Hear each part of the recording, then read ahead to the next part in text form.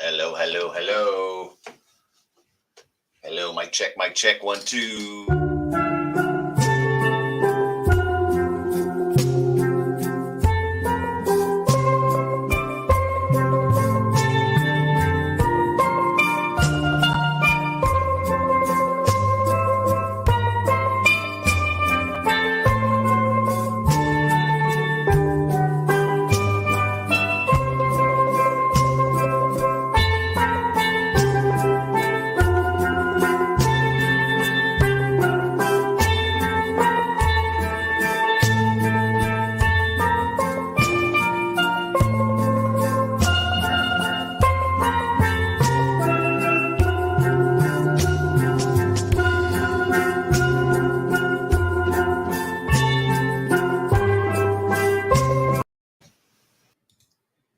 Hey, Blake, good morning. Are you there? I'm here, still here. Gosh, there you are. Still here. I heard you typing away for about 3 minutes. Couldn't hear you this morning. All right, we're good. We're good. All right, let me come back live. All right. Well, it'll have to be abbreviated because it's about 3.5 minutes. Okay, no worries. Not much to report this morning, actually. All right.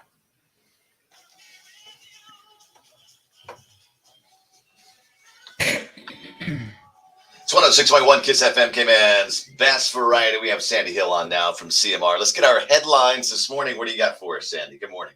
Hey, good morning, Blake and everybody else listening.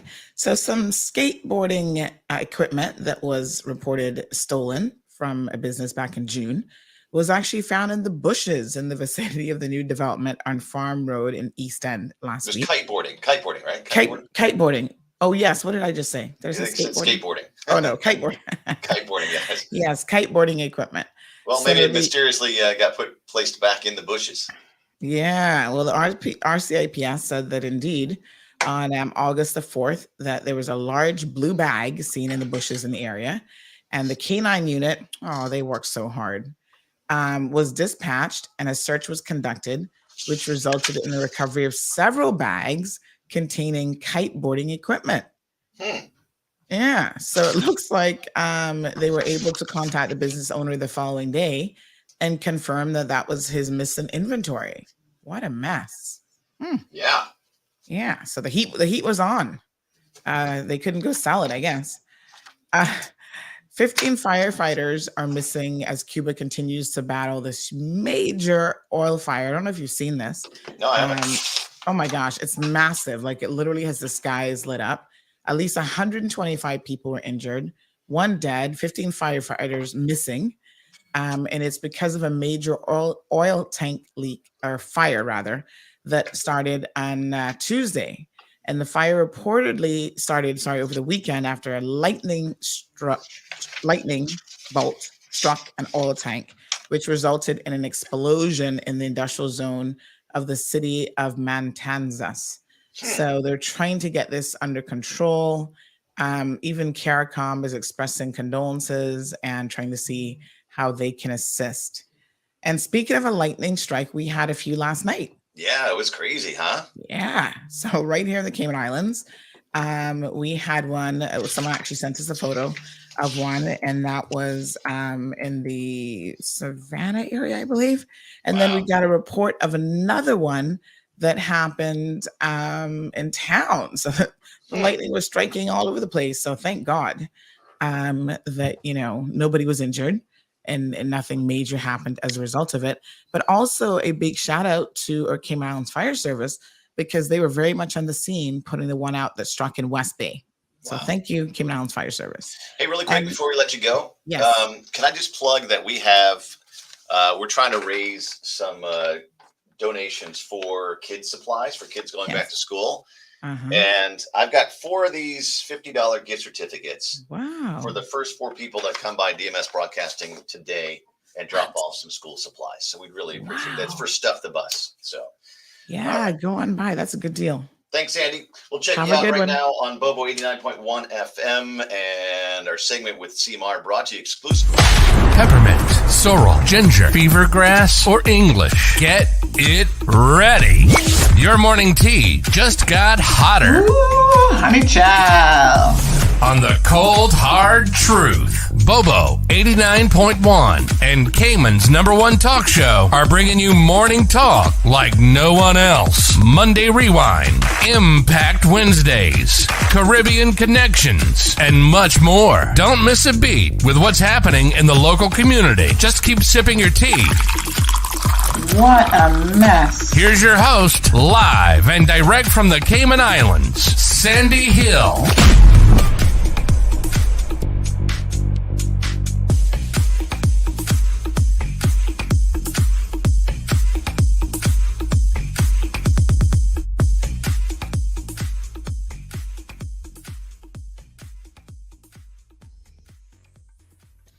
Good morning, Cayman. Rise and shine. Ooh, what a night. What a night. All kind of lightning and thunder and excitement. Thunderbolts hitting trees and all sorts of stuff. My goodness. You know, I had a friend over last night and she was reminding me that Florida, and in particular, I always thought it was Miami, but she said Tampa is the lightning strike capital of the world. Well, I know for sure it's South Florida. So, but I always thought it was Miami. I could swear it was Miami. But child, we used to get some when I did live in Tampa, I must tell you, we used to get some pretty exciting afternoon thunderstorms, especially in the summer. The summer is when it just pops off, you know? And you know, it was a little bit exciting sometimes, as long as you were inside. Like no one wanted to be on the outside of those storms because, oh, honey chill, you were scared. You were like, oh my gosh, I don't want to get hit by lightning. And yeah, so that's a real thing. Yeah, nobody wants to get hit by lightning for real. But thankfully here in the Cayman Islands, no one was hit by lightning. It was just a bit of a little action in the bushes. Well, big shout out to the Cayman Islands Fire Service. They always do. They're kind of like, you know, they're there, but nobody really pays attention that they're there until you need them. When an accident happens and they have to come cut you out of your vehicle, when you have a lightning bolt hitting your tree. I think I told you guys a couple weeks ago, but I actually had one of my customers, she had some equipment that she had purchased from me, and it all got fried from lightning. So she called me and she's like, Miss Sandy, I need 2 new boxes because, you know, the lightning hit her, hit the CUC pole and traveled through to devices in her home. And it also impacted her flow box as well. And I was just like, what? Yeah, killed a few electrical devices.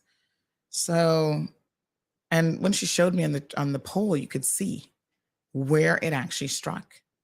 I was like, wow, thank God that wasn't a person. But yeah, we've had a little bit of rainy action. I don't know what the weather, I haven't peeped outside yet. What's the weather like? Let me open up my little blind right here. I'm that close to the window. Oh, it looks like a little bit of sunshine is out. So we might have a sunshiny day today. So what's going on? We got a full show for you as usual. Miss Vernita, good morning. So after yesterday's show, I received a number of phone calls. You guys know, boy, some people will listen. A lot of people are listening. And a lot of people will say nothing on air, but they calling me after the show. They blowing out my phone line.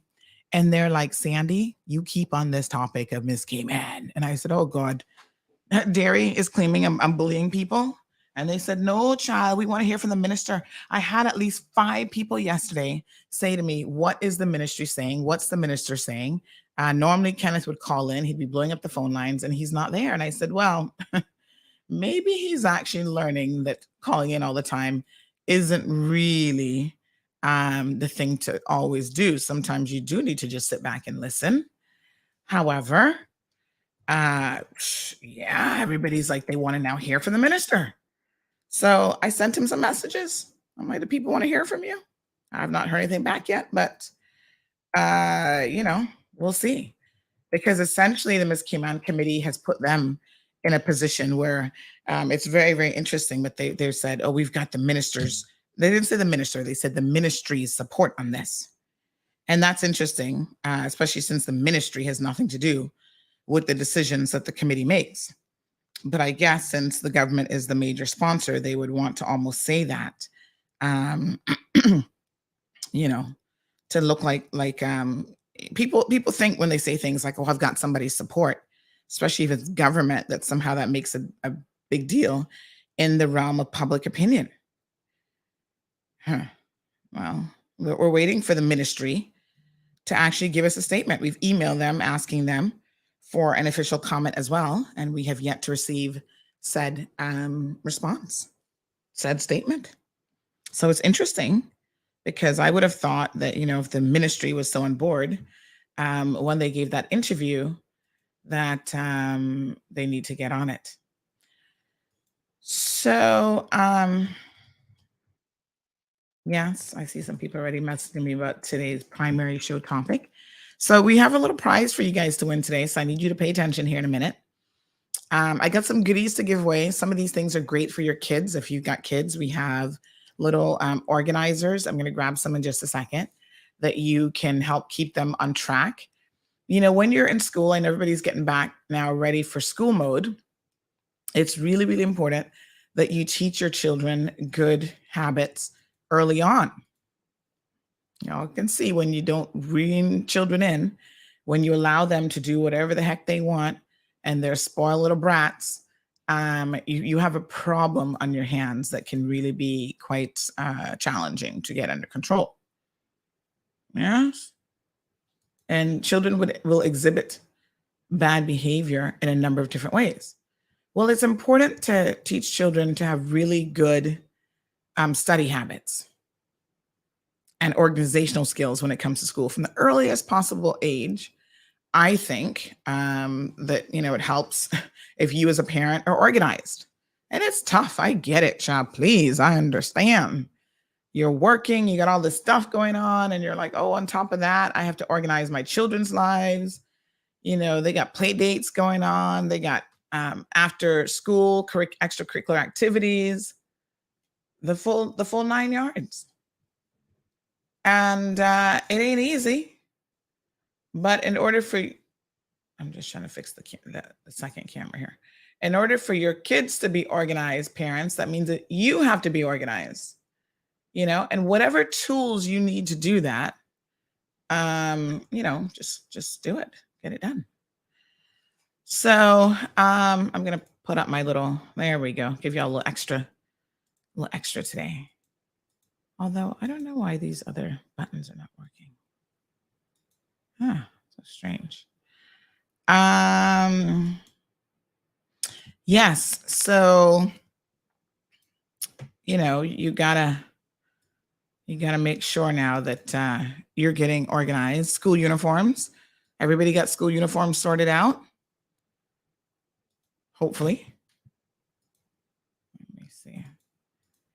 If you don't, then it's time to get on it. I was surprised because, I sorted out school uniforms over the weekend. I had to order them online because it's one of those schools where you just have to order them online. And so I, looked at the size chart, thought I did my best with the sizes. And of course, my daughter's very, very petite. Of course, they're too big.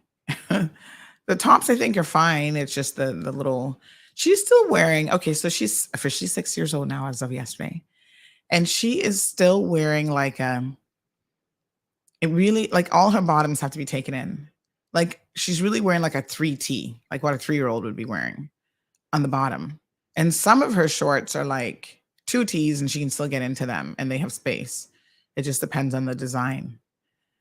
So yeah, we had to take them in, get her measured for alterations. And they're not going to be ready until the 20th. I'm like, the 20th? 2 weeks? Because they're busy. And this is why we got to be organized. Thank God she's not growing much because I'm like, we're not expecting any growth spurts in 2 weeks, but that's good. Same thing with shoes, When I went away in April, I got her shoes. She's a size 9. Everybody's like, she's only a size 9. I thought, okay, maybe by August, she'll be a size 10. So I bought size 10s Now you can only wear certain types, but where she was before, there was no uniform. So now it's uniform time. So certain color shoes and all this sort of stuff. So yeah, I got her little shoes. And then this weekend I had to go and buy size 9 because she still isn't wearing size 10 yet. So I don't know how long she'll be in a size 9, but now I'm good. I'm good for the next 2 sizes of school shoes. So when I was off island, I'm buying stuff for myself to get organized. I said, "Oh, y'all know I love myself a good trivia question." And so I thought I would get some trivia material. I'd get some giveaways. Some I've actually had here sitting in the drawer, and I just haven't pulled them out yet. So we're gonna do that. We're gonna do some trivia, and then I also got we're starting our journey now. I'm still a little bit congested, and I still have a little bit of like congestion in my chest. It just isn't moving. Last night I was coughing, trying to get rid of it. It just isn't moving. So I got some organizers for our fitness wellness journey. They're wellness books. And so we're super, super excited to get that sorted out. And so I'm going to give away some of those as well. So y'all got to stay tuned for all the good stuff. Oh gosh, Facebook is so funny. Facebook is showing me another Facebook memory. I'm going to show you guys this here in a second if I can pull it up. Let me see. Okay, hold on. Uh-oh, looks like the computer all of a sudden started moving a little bit slow. There we go. All right. So back in 2018, my daughter was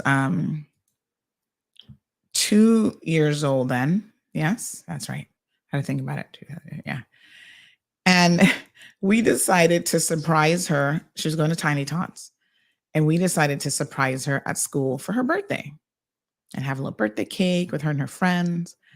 Well, we didn't realize that maybe a 2-year-old doesn't really understand surprises. Look at what happened.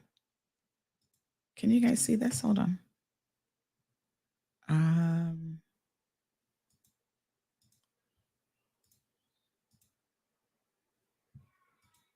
Yeah. So she started crying when we showed up. So we had her pulled out of the room and we did all the little decorations at the table. She was really into Peppa Pig. So she had a Peppa Pig cake and all the little Peppa Pig stuff. And then when we walked in and said, "Happy birthday," and she saw her dad, she just burst out in tears.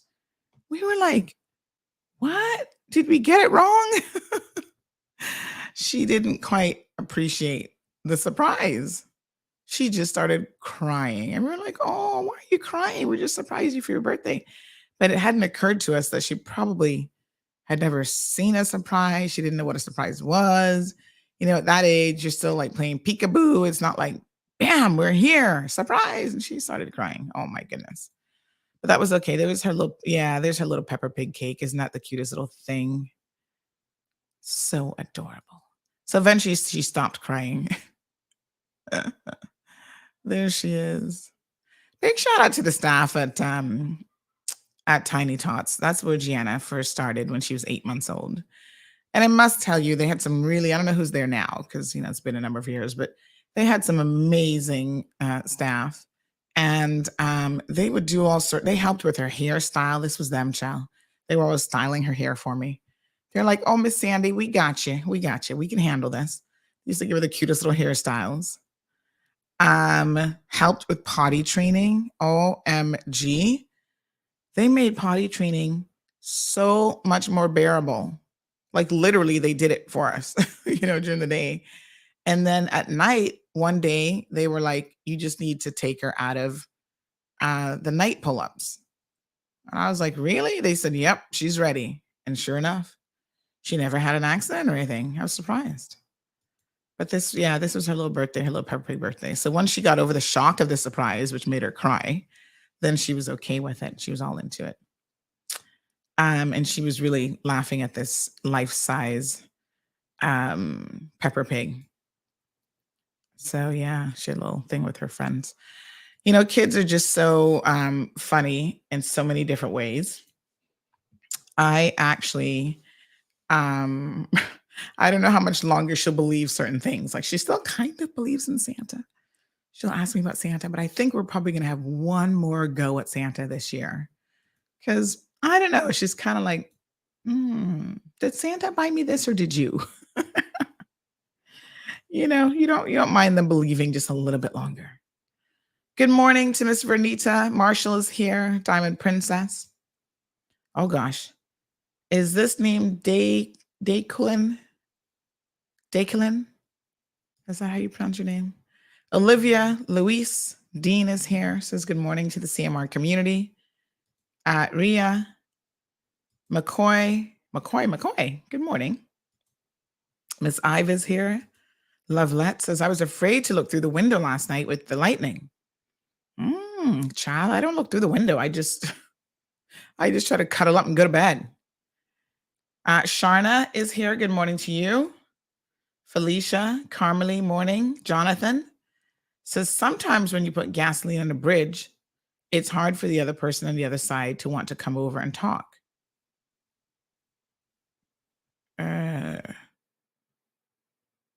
Jonathan. Oh, you were talking about the minister?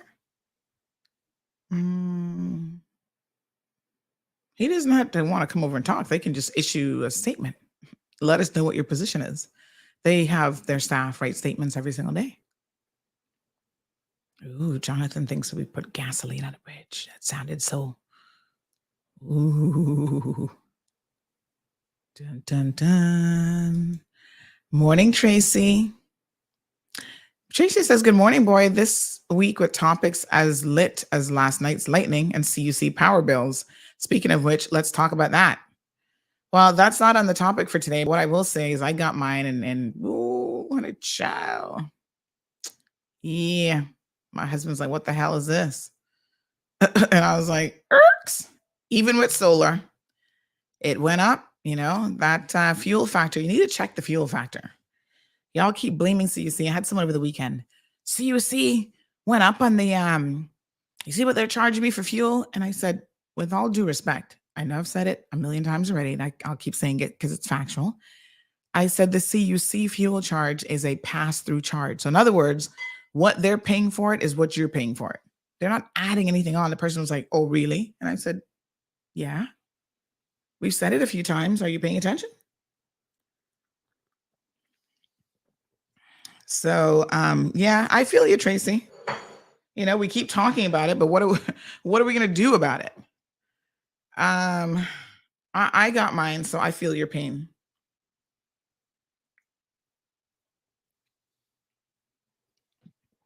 Ooh, Jonathan being salty this morning.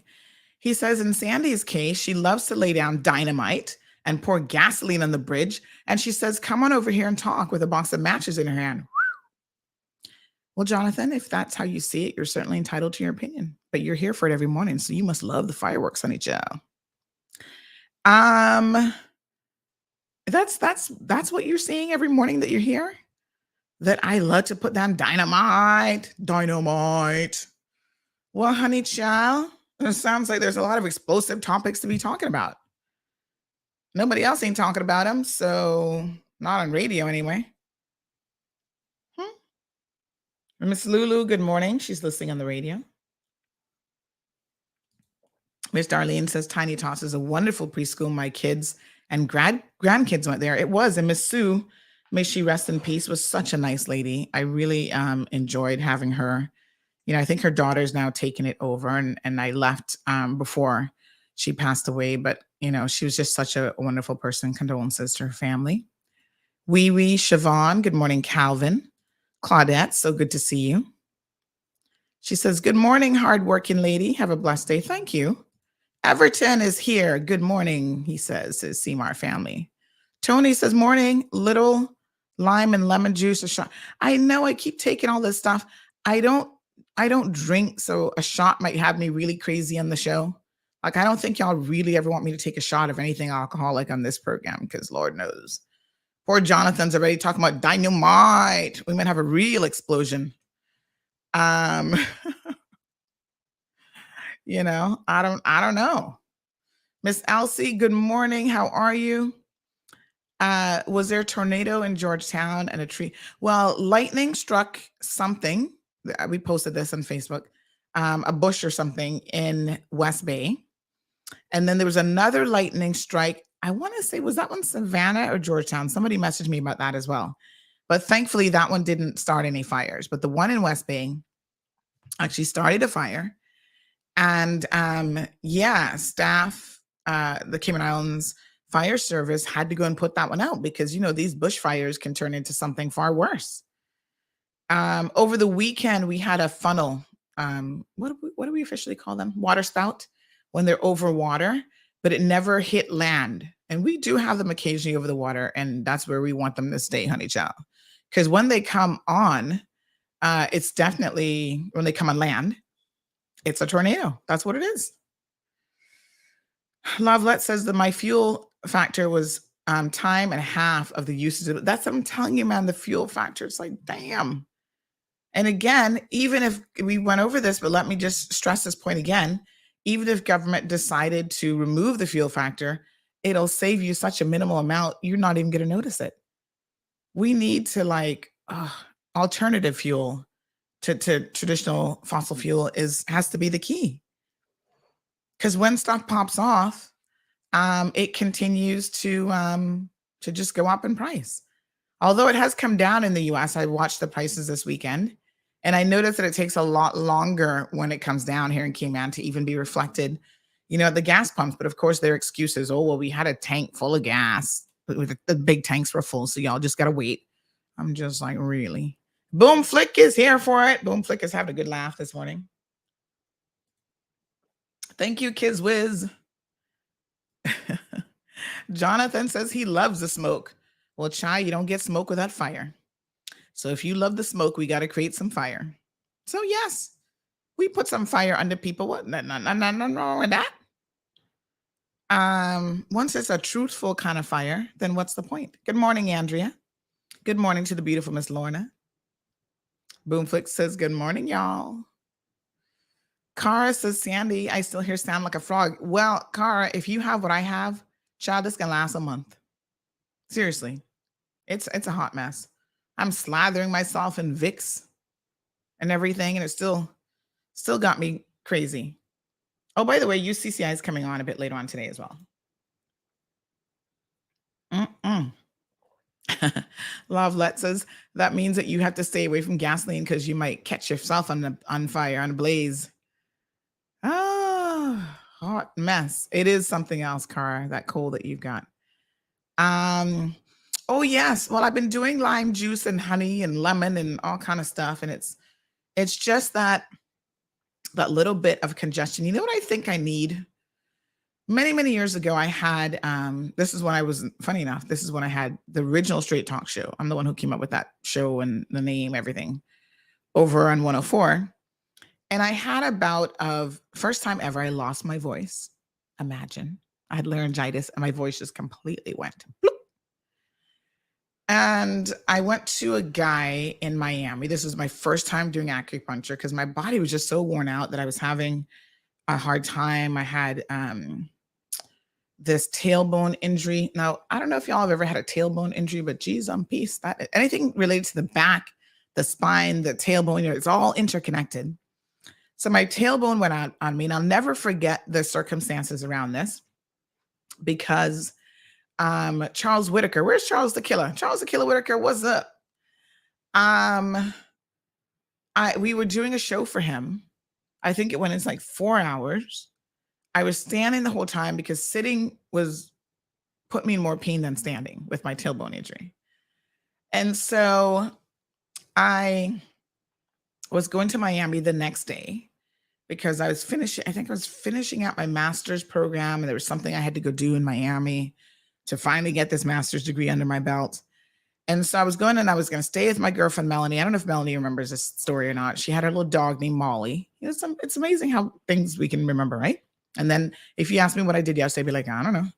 Um, so I was standing up in the studio. We raised over $10,000 just on the spot sponsorship, like pledges for Charles in a fight that he had coming up, right?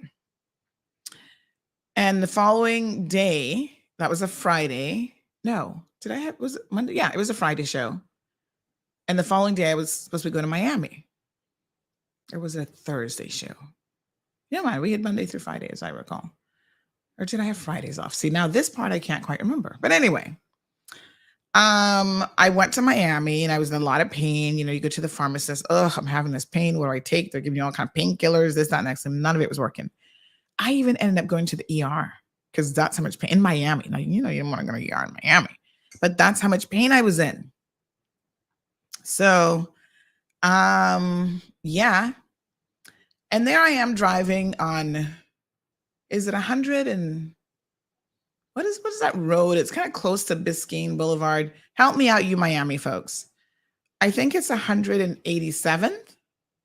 So there's like a Walmart there. And there's a couple shops. Oh, there's shops everywhere in Miami, but there's a Walmart there. And it's not that far from Biscayne Mall, Aventura Mall. I think that's 187th. I'm not a Miami person, to be honest. I don't know. Somewhere thereabouts. And so I'm driving in pain. Like it was so bad that when I got in the car, I couldn't lift my own leg by itself. Like I had to take my arms and lift the leg in the car. It was painful. So I'm driving at 187th. I think it's 187th. And I see this sign that says acupuncture, pain relief, blah, blah, blah, $75. I'm like, I don't know what this acupuncture business is for, but I'm going to go and check it out. Out of desperation, I was willing to try just about anything. So I walk in. And there's this little Asian lady there, and she's like, "You want to get acupuncture?" And I said, "Yeah, I'll try it. Whatever. Anything that works." So she puts me in. There's a walk-in. Then this guy comes out. He was non-Asian, which I thought was kind of funny because I expected, acupuncture. I saw the Asian lady at front. I expected this to be some acupuncture guru guy. And he's speaking just like a regular old American. And I'm like, dude, where'd you come out from? And so he tells me, he trained he did go to the East to China, supposedly, it was probably some crocker, what, but whatever. I was like, listen, I don't care where you got trained as long as you're not going to kill me here today. I'm here for it. And I told him what was going on. And apparently he wasn't just, if you go and do acupuncture for like at the HSA, they do therapeutic needling. It's not quite the same as real acupuncture. It's deep. It's, I think they call it deep needling. And so they can even put like a TENS machine on it to give you that additional electrical shock to help with pain management and stuff. But I'm here to tell y'all, after that experience, acupuncture worked for me and I've used it ever since. So I go into his room and he says to me, he starts to do this whole thing. And I'm just like, dude, I don't know what you're doing right now, but let's just get to the acupuncture. And he does like almost like a little bit of a reading of your body or whatever. And he's like, okay, well, he says your body, like they check your pulse and they can, tell you things from your pulse and all kind of stuff. And he's like, your body's really run down right now. He said, I'm getting this almost like a vision about you. And I was like, oh, Jesus. You know me now. I'm like, oh, I said, what did I just waste my $75 on? Because I'm getting some cockamamie story when all I want is some pain relief. But I'm like, Sandy, respect the process. Whatever the hell this is going to be, just respect it and relax. Because, I'm on edge. And so he starts to do his thing and he says, have you ever seen the Robin Williams movie called, I don't even know he told me the name. I hadn't seen it. And up to now, I haven't seen it. I know the basic premise of the movie. It's where Robin Williams plays a physician who is a doctor that makes people laugh, like kids laugh and whatever. And laughter is good for you. So I don't know what it's called, and he asked me, he gave me the name. He said, have you ever seen the movie? And I said, nope. And he said, well, I'm getting this vision about this movie with you and that you have to be very careful of your energy because you give a lot, you help a lot of people, but it is literally physically draining you. And, you're having all these symptoms. The laryngitis was coming on, the back pain, the this, the that, whatever. And he's like, you gotta make sure that you're taking time for yourself and all this kind of stuff. So I was like, I hear you, dude. He was the one who told me in life, you're right where you're supposed to be. That was the lesson from that movie, that you're right where you're supposed to be. Sometimes you're like, oh my God, I got to go rush. And I missed the plane. I missed the bus. I missed the train. And why did I have to miss it? You're right where you're supposed to be. And he's like, just relax, bring it down a little bit. He kind of was putting me in a Zen mode. I'm like, yes. Okay. Now I just need some pain relief. So anyway, he does the whole needling thing and I just lie there. And he says to me, acupuncture normally doesn't work. It's not a miracle thing. It doesn't work in one session. It's like any other therapeutic thing that you do. Now, here's me in my brain thinking, oh yeah, the dude's scamming me now. He wants me to come back every week. I live out of the country. I'm just trying this because I'm in a lot of pain. So I'm like, oh, he's going to scam me today. I'm like, damn it. Just wasted my $75. But anyway, I was still there for the process. So he did his thing. And he's like, if you can come back in a couple of days, that would be really good to at least do another follow-up session before you leave Miami. And I said, okay, I'll see how it goes. So when you go to check out now, there always is a little bit of an upsell, a little bit of a scam built in. So the little Asian lady out front, and can I do a big shout out to all of my Chinese and Vietnamese people who live in Miami, because child, they know how to upsell. I'm going to tell you all about a massage story here in a second. They can upsell the hell out of you. So I go now to the front and I'm paying my money and she's trying to push all these pills on me. And I'm like, listen, the first time I did buy them, I got to be honest with you, I bought a few things that she claimed that I needed, but I'm not the type of person to take pills normally. So I buy them and I never take them. So then it ends up being a complete waste of money. And then I go through every year I do a big clean out for my pill drawer and I end up throwing everything out because it's all expired. And, oh, this was supposed to help you sleep. This was going to give you more energy. This is for vitalization, blah, blah, blah, vitality, whatever. And it just is a waste of complete money. Anywho, I bought a couple pills. I was like, well, all right, whatever. I tell you no lie, within 15 minutes, I would say I was 90% better. I was shocked. I could put my foot in the car by itself on its own accord. I was like, wow. And the man warned me. He said, acupuncture doesn't normally work like that. But I had an amazing response to acupuncture. So I became an immediate believer. Yeah. So in 2 weeks after that, oh yes, this is the part that I was really getting to. Poor me, my brain. Got old people brain now. No, middle-aged people brain.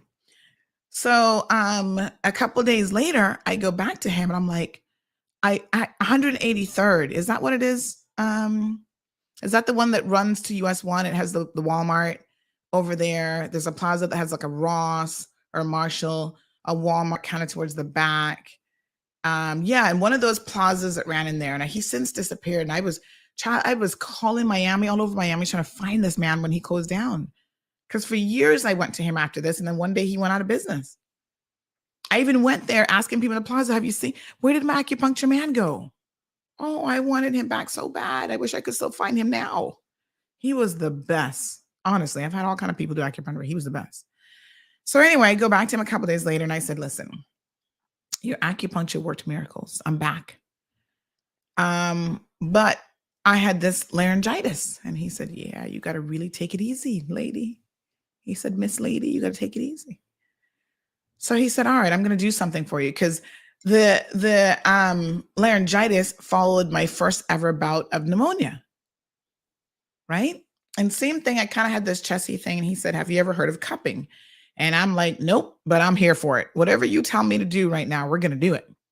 So he's like, okay, where's Melanie this morning? Is Melanie listening? Because she would totally remember when she saw me afterwards. So I said, all right, sir, do what you got to do. So he does this cupping thing and it's glass cups. I know some people use plastic. He used glass cups and he put some kind of menthol thing in the cup, heats it up, puts it on your back, twist it. It's not a comfortable feeling, and you just lie there, right? It's called cupping. Look it up. And then he also did another round of acupuncture for me since I was there. Is it 163rd? Oh, Lord, I don't know. So anyway, I'm going to ask Melanie. She would know. So yes, so he did this cupping thing, and I get up. I'm like, okay, I don't feel no different, but we'll see. Again, 15, 20 minutes later, all of a sudden I start bringing up all this mucus. Oh my God, it was absolutely disgusting, really. And it's like, you don't know that mucus is inside of you, needs to be released. And that's what's impacting your throat and your sinuses, and you keep coughing because the cough is your body's response to try to break up the mucus and discard it. But sometimes it just doesn't work. His cupping was amazing. And then I started to slowly get my voice back. But poor Melanie, when I went back to her place, because I was staying with her, she was doing, I think she was doing her master's at the time. I was completing mine. And so, if I needed to go up to Miami for anything, I would just stay with her and her dog, Molly. Oh, I remember little Molly. She was such a sweet dog. And so Melanie used to work at Human Airways counter as a student, because I think at the time she was at DOT. So anyway, so yes, the cupping worked miraculously. It released all. And so right now I feel like that's what I need. Does anybody in Cayman do cupping? If y'all are listening to the program this morning and you're a cupping expert, shoot me a message, because I feel like that's exactly what I need. That menthol went into my back, into my body, and just pulled out what it needed to pull out. And once I was able to release that, I started to get better. I've been watching all kind of YouTube videos about things I could do. There's like a facial massage that you can do to help drain your sinuses. There's one that I saw that looks pretty nasty, but it probably does work at some level, where you make yourself like this onion concoction with raw onions. And I figured garlic would probably be very, very similar. Was it onions or garlic? I'm trying to remember. But anyway, same thing. And basically you wrap it in a cheesecloth and you put it on you. And then you put on like a heat pad or a heat thing on top of it. And that basically forces it down into your body. So Lennon says Oriental medicine is great. Listen, I'm a believer. I am definitely a believer. And the acupuncture, I was like, listen, do what you got to do, man. And since then, for years, I used to go to him. Any little pain. Listen, I didn't even have anything wrong with me. And I just go to him, just get a little acupuncture checkup. I'm like, just do it. I need to relax. I'm stressed out. I got a headache. He'd put those needles in my head. Choop, choop, choop, choop, choop, choop, choop. And I just sit there. And he could release some pain. And you know what is so amazing is I've had other people do acupuncture. And when he did it, when he took out the needles, you never even felt a thing. He had a technique where he kind of flicked you at the same time that he pulled out the needle and you didn't even feel it. So most needles, you don't actually feel going in. But if they hit an area that is tight, like a particular muscle or whatever that's tight, you're going to feel it. I have actually had, I went to Cayman Physio, I think it was, and they do the dry needling, right? So you guys know that every day I still have pain from this tennis elbow, and I've yet to be able to resolve it. Like right now, I'm flexing my arm. It's there. It's an active pain, right? And I do feel like if I was more consistent with the acupuncture treatment on this arm, it would probably over a month or two help to resolve it. But when I first went, it was really, really bad. The young lady, she put the needle in and it popped itself out. She's like, oh my God, your muscle in that area is so tense. And I think a lot of it is just from the typing and stuff like that. Not that I'm playing tennis at the moment. And yeah, so she put it in and it popped right back out. She's like, oh God, let me try to massage this first. I was like, Lord have mercy. Boom Fleck says chicken skin oil and honey. There is such a thing as chicken skin oil. Like you can actually go and buy it. Or do I have to make chicken skin oil? Oh my God, I could never. That would make me throw up. That's probably why it works. Ew. Chicken skin oil and honey sounds absolutely disgusting. That would make you feel better because you're going to throw everything up, including the mucus. Yes, Carmelie, I do know. Yeah, because I think when the sinuses or she says the sinuses are still drained, that's what it is. And sometimes in the past, what I've found is a little what's the pill called? Like an allergy tablet, Benadryl or whatever will actually help because that helps, I think, with the sinus drainage. So I might pop a Benadryl today. I don't know yet. Like I told you, I don't really like to pop pills, but then it must be 163rd. Soka is in the house this morning. Saw Soka at the counter, came in everybody's counter. She's always so calm, cool, and collected with those travelers. She says Precious Molly. She remembers Molly, yeah. So Debbie says, I switched many years ago to Dr. Spence at Motus. Who's Motus? Where's that? I also respond well to dry needling. Just ensure that you have the correct chiropractor who does not injure you. Dr. Spence also does cupping, which I've done as well. Ooh, who's Dr. Spence? I've never heard of him. And where is Motus? I've never heard that place either. Yeah, you got to be well trained. Oh, poor Debbie. She would know, child. She went to somebody who didn't know what they were doing with dry needling and almost killed her. Because there's certain areas you don't want to put a dry needling is different, like I said, than traditional acupuncture. But you have to know where you put the needle in. Once I went to a place in Orlando that was like a training institute for acupuncturists. There's such a thing, yes. And they were training them and whatever. So you could get an acupuncture session for like $25 because you were letting them use you as a little bit of a guinea pig. And so I went like once or twice there when I was visiting Orlando.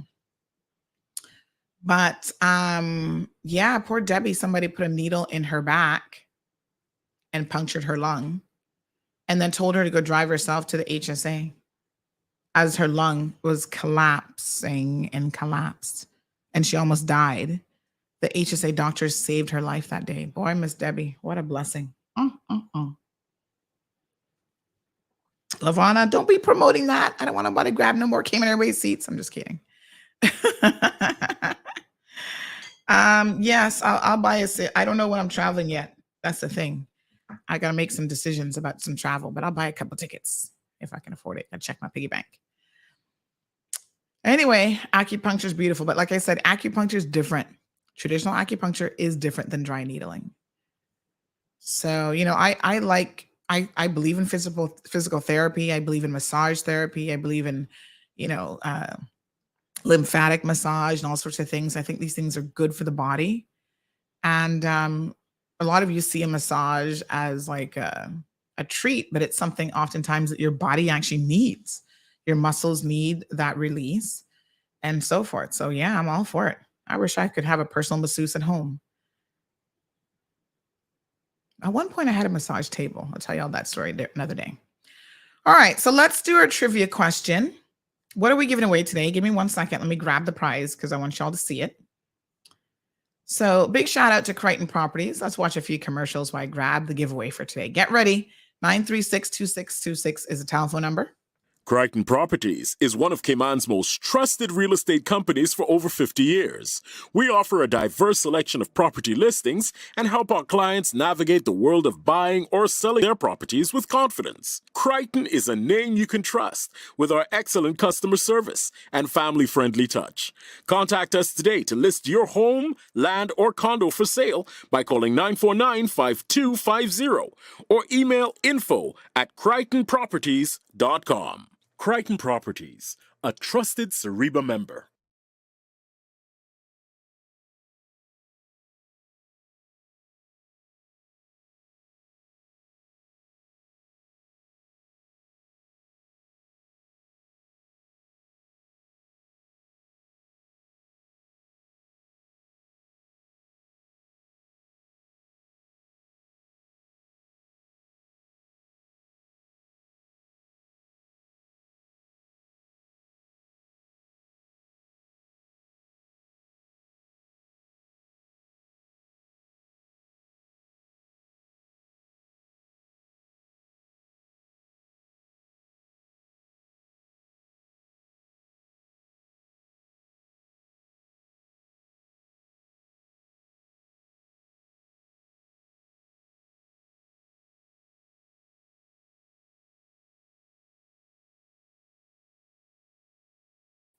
Oh, there we go.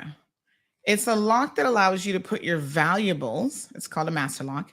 And it allows you to put your valuables under lock and key, but in kind of a cute way. So like, you go to the pool, you're on holiday, you're on vacation. It can hold like your phone, car keys, a couple little items.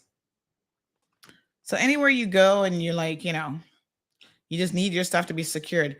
I think that this can even, hold on now. So it's a personal safe box for travel, combination. And, you can just use it for personal items, passports, cash, credit cards. You travel to the hotel room. Sometimes you don't even want to be leaving your passport out, although most hotel rooms might have a safe. You can use this. So it has a 4-digit combination safe. You go to the pool and you want to take your phone, but you want to jump in water.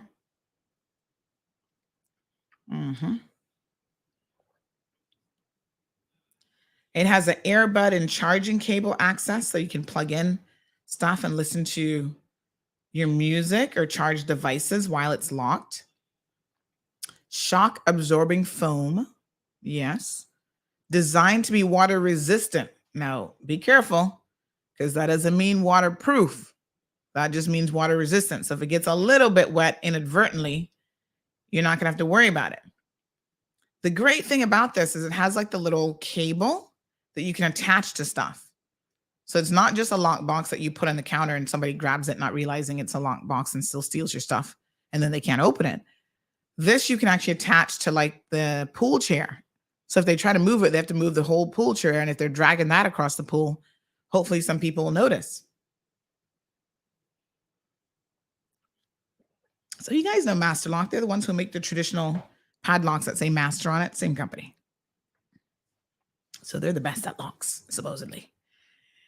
All right, so that's a prize giveaway today. And here is the question.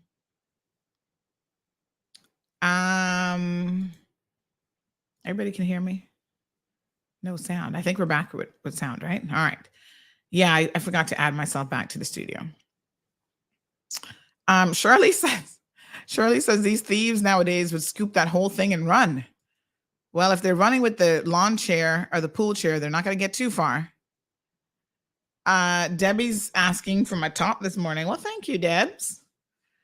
Okay, so that's the giveaway prize. Now, here is the question. The question is, what happened last night? That's a pretty broad question, though, right? You're like, what happened last night? Where in the world? Okay. Something happened in my household last night. So I'm going to narrow it down for you. What is it? Stacy, you're not eligible, so don't even think about it. Jonathan says, I was going to say how convenient to have everything in one spot. I don't know about safe, though. It's safe, Jonathan. Why you always got to be the naysayer in the group? Because you can attach it to other stuff. You can lock it down. Attach it to like the fence or whatever. Something that can't be moved. Somebody try and move the whole fence. You're going to be like, got a jackhammer. There are things that are bolted down in the hotel room that you can attach it to as well. Like attach it to the bed. So if they want to take it, they got to take the whole bed with them. Come see the cleaning staff trying to take your bed out of the hotel. As long as it's not a portable bed. Listen, you guys want to hear something absolutely funny? So this is, I want to say we have one or two of these. Oh yeah, we got somebody who's going to try their luck. All right. Let's see, caller. Yes, good morning, caller. You're going to guess what it is? Was it a party for Gigi? No, but you're on the right track. It has something to do with Gigi, but it wasn't a party. Right. It wasn't a party, but try again. Keep thinking. You're on the right track. Thank you. All right. Come on, people. Somebody's going to win this master lock this morning. So this product is on Amazon. Listen to one of the questions. You have a Q&A segment on Amazon. Somebody says, will this hold about $10,000 cash, all $100 bills? That was actually an Amazon question. This person's got to be joking. So somebody else responded, forget the $10,000. How much Monopoly money can I hold? I don't want my family stealing from me when I go to the bathroom. Then they go on to say, I was thinking the same thing. If I had to hold $10,000, I also have $10,000 in a safe, but now I would put my money in this case and in my safe. Oh my God. Somebody wants to know if you can hold $10,000 cash, all $100 bills. Oh, y'all are crazy. Another person responded, too funny. Someone is dying to tell us he has $10,000, not $100 bills of paper currency, but $10,000. Oh, Lord have mercy. Anybody else wants to guess? Let's see. Irvlin guessed power cut, party for Gigi. Nope. Lightning strike. Nope. Party for Gigi. Nope. It was Gigi's birthday celebration. No. So it definitely had something to do with Gianna, but it's not about a party. Okay, let me see if I can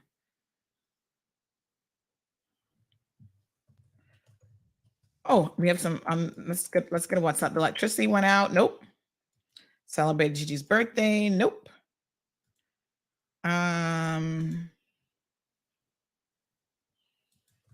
Okay, everybody's starting to message me about this guy who hasn't been paying staff. He actually called me this morning. He knows it's him. So we soon bring him in here in a second. We're going to switch topics. Anybody else?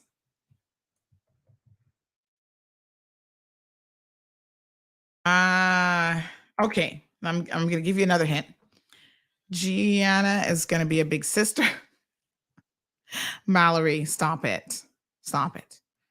Yesterday, when she was going for swimming, or when she was coming back, no, she was going, I think. Yeah, she's going to swimming class. She points at my big fat tummy, and she's like, baby in there? And I said, nope, it's just fat. I was like, child, that's just fat. Okay, so Shirley missed the questions. The question is, what happened last night? I've narrowed it down. It's something that happened in my household, and it does have to do with Gianna. Nope, she didn't burst into tears this time. Nope, it's not about the rain. Okay, let me give you another question. I'll give you another hint, I should say. It was something, Andrea says she got back to school supply. Nope. It was, oh, there we go. I didn't even have to give you the next question. Where's my button? Wait. Where? Oh, God. Yes, girl. You won. Akina, congratulations. You did it. Yeah, we did it. Hooray! All right, you won, girl. Gianna slept on her own. OMG. Now, you know, she promised me for the past year that when she turned 6, she was going to sleep by herself. And I was like, are you sure? And then she's like, well, 3 days after I turn 6, I'm going to sleep by myself. And I'm like, here we go now, that sliding scale. So the night before, she said to me, I want to sleep by myself. And I said, you do? A whole 24 hours early? I was getting excited. I said, okay. So I lie down with her until she falls asleep because she wants you to do that part. And then I went back to my bed, which I've not seen in years. Oh my God.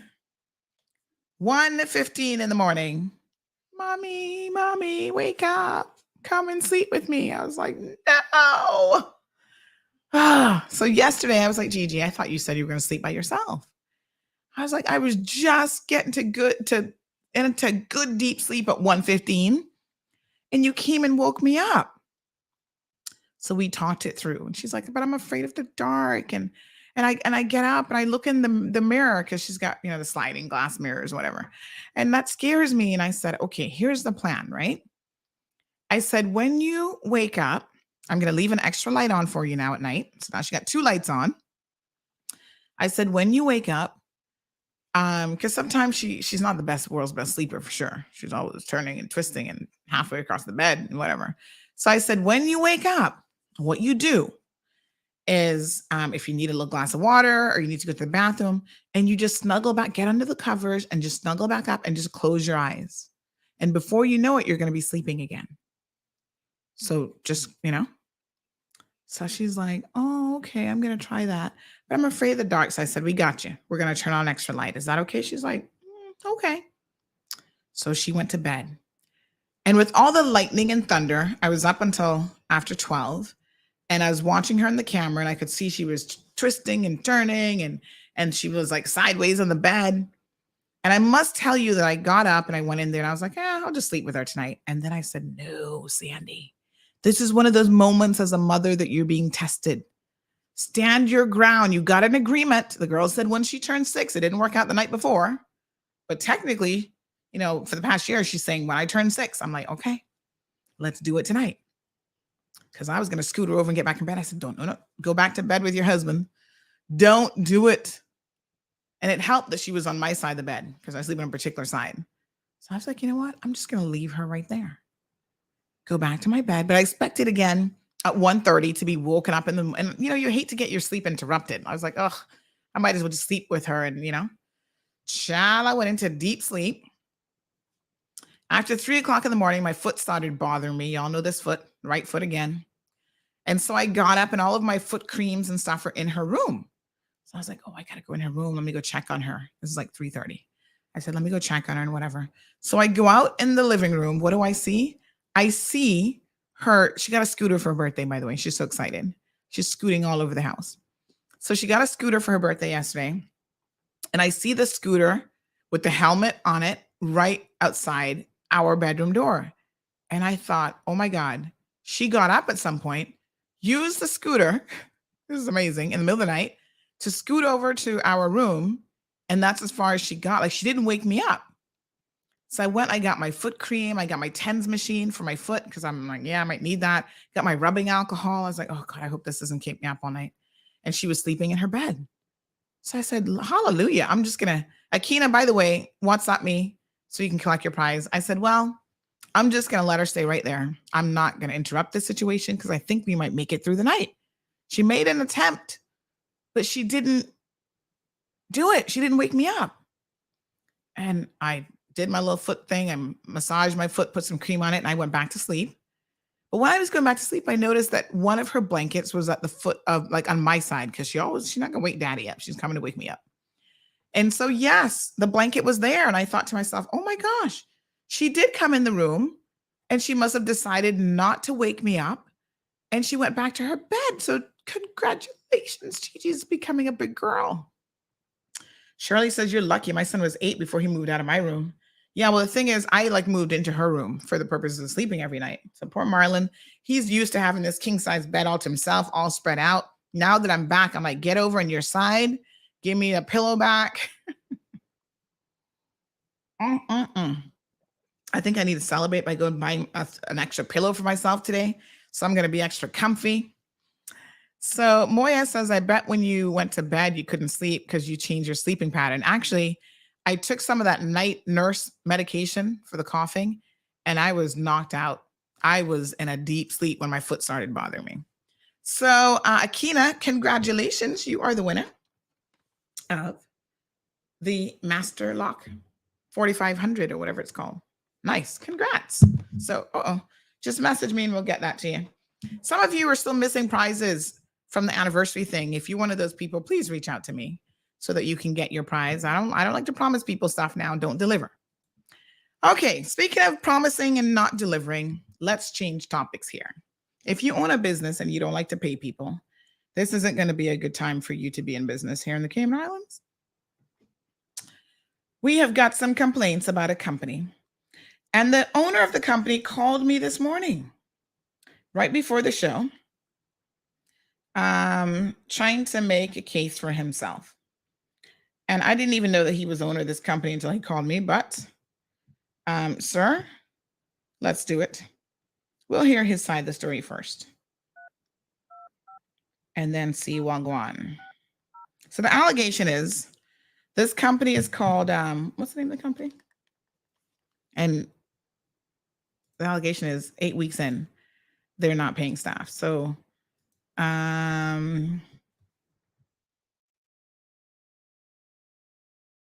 me see here now what we got. The name of the company. Robson Construction Keyman Limited. Is that the name of the company? Wait. Oh no, that's Jeremy. Oh, okay. Jeremy's sending me some information. All right, Jeremy, we can get you on the line here. Yes, I think that's his company, I believe. So let's hear what he has to say, and then I'm gonna have you guys hear what I've received otherwise. And people have been messaging me for a while about this. Let's get it.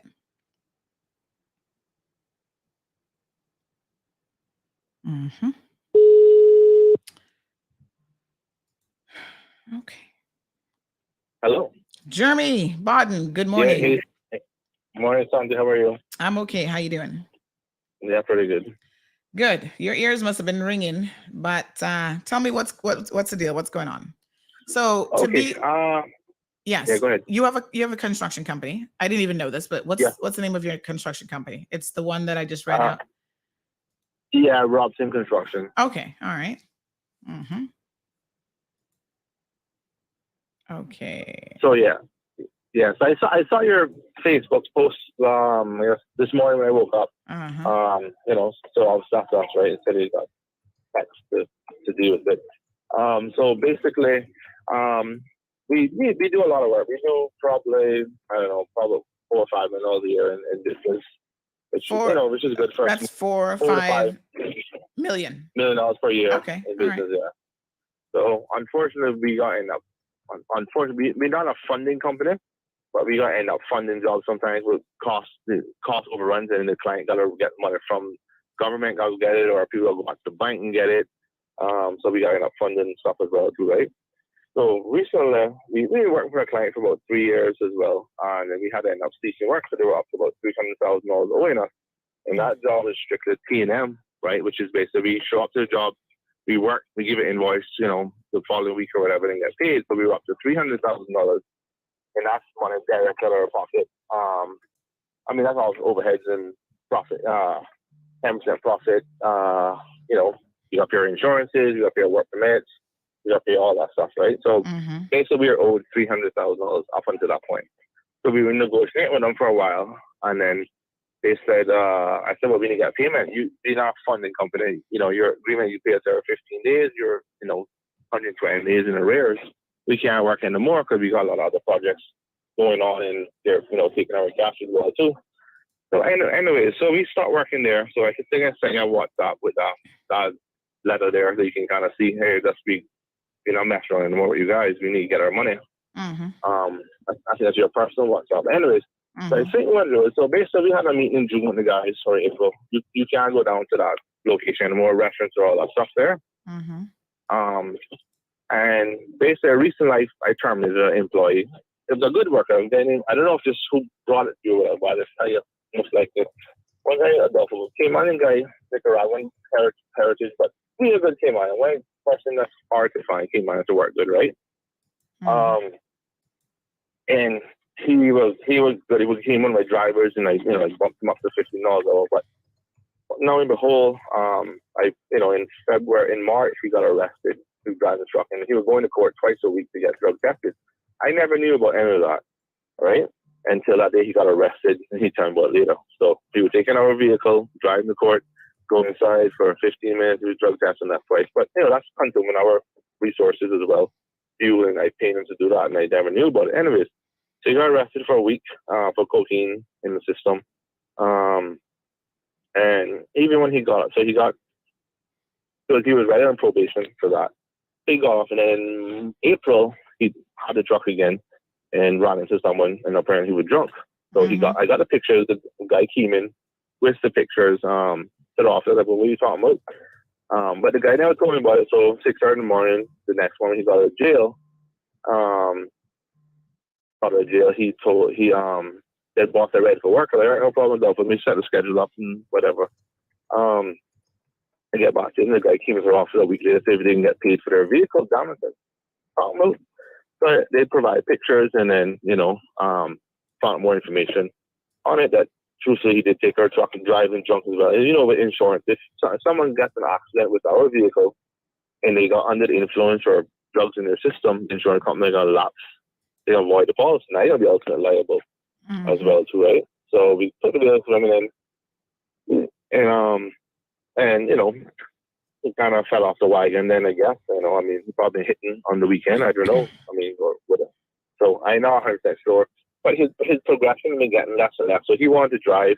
Then he started getting angry with the employees. And then even like one of the people who repairs some of our vehicles is Gary Watlow. That's the one. He used to repair our vehicle, his company. And he cuts out his worker and cuts out Gary Watlow as well too. You know, so I got complete from Gary, and then just being too aggressive recently in the last couple of months now with the employees in general. So I did come to a warning letter, and you know, so basically this weekend we terminated them as well too, right? Like, you know, we'll borrow $100, get $100, we'll come back in and then come back, you know. So I'm not saying him, but probably for the last month of June or July, we told the guys, this is the problem. We had to start working on this job. We can get paid. There might be some little shortfalls for a couple of weeks. You got this job on Cardinal, you know about. That's been delayed in some payments as well too. But we've been doing it. So we owe our guys 3 weeks right now, right? And sometimes he's coming 2 weeks late, so we can't process it. So it's, you know, and unfortunately in construction, people presume you get a deposit. So if I give you an estimate for your house to repair your roof or something, and here's the estimate. You start, Jeremy, I give you 50% or 4%, and they do the work, and when I finish, I don't get paid. I got to wait 6 months later, a year later, and all kind of stuff. And we don't necessarily want to get a lawyer, do a demand, you'll do a follow-up email. Hey, can you pay us money? And you'll hear the $100 and stuff like that. So unfortunately, that happens in construction. Not as easy as is you can get a deposit and you get paid like you go to the supermarket. Unfortunately, that doesn't work in construction. And I think what kind of the issue is in Cayman, there's no lien laws. So again, like I say, for instance, if I did something for your house and then you didn't pay me, I can go to get an injunction against your house for a lien and put a lien on your house, then you'll bite down like it, they'll then pay up the debt, right? Unfortunately, we don't got that in Cayman. The court costs associated with it is extremely high, and then they can say all I can afford to pay is $100 a month. Court can award you $100 a month on $150,000, right? That'll take 100 years to get your money back. So some people just write it off in general. So I think a good conversation thing would be like, is the government don't want to do the lien laws. My dad spoke to him about that years ago because it hurts Caymanians, which it hurts our population as well too, because they do work. They got, you know, kids can come along, you're pregnant, and then you spoil stuff. You don't want to take the house from them. We already got a big issue with that happening now. You're getting targeted for stuff like that. So Jeremy, let me understand what it is you're saying to me this morning, right? So you're saying, of course, you don't know who it is that's contacted me, but you're saying that you've had one or two people that you've had an issue with, one in relation to drugs or something, and so you're figuring these are just one or two disgruntled employees who are trying to make problems for you. Yeah, on one of them, yeah. The other one is, it could be one or two other guys, which is fine. But we are transferring with a company. We talk to guys. We have meetings everywhere, and we say, guys, this is the issue right now. We have this job going on. We have this one. This one hasn't paid. This one hasn't paid. This one hasn't paid. Right? They say it's been paid, and how long have you gone without paying staff? You said a couple weeks. Yeah, we did a payment yesterday. For 2 weeks, because what happened is, so could it be? Let me be very frank with you now, right? Yeah. It's quite a few people. How many people do you have at the job site there in Cardinal Avenue? Because this is a government construction site. How many guys? You have about 20 guys working on that site? It depends. It depends between starting and 10 sometimes. It depends on what's going on. All right.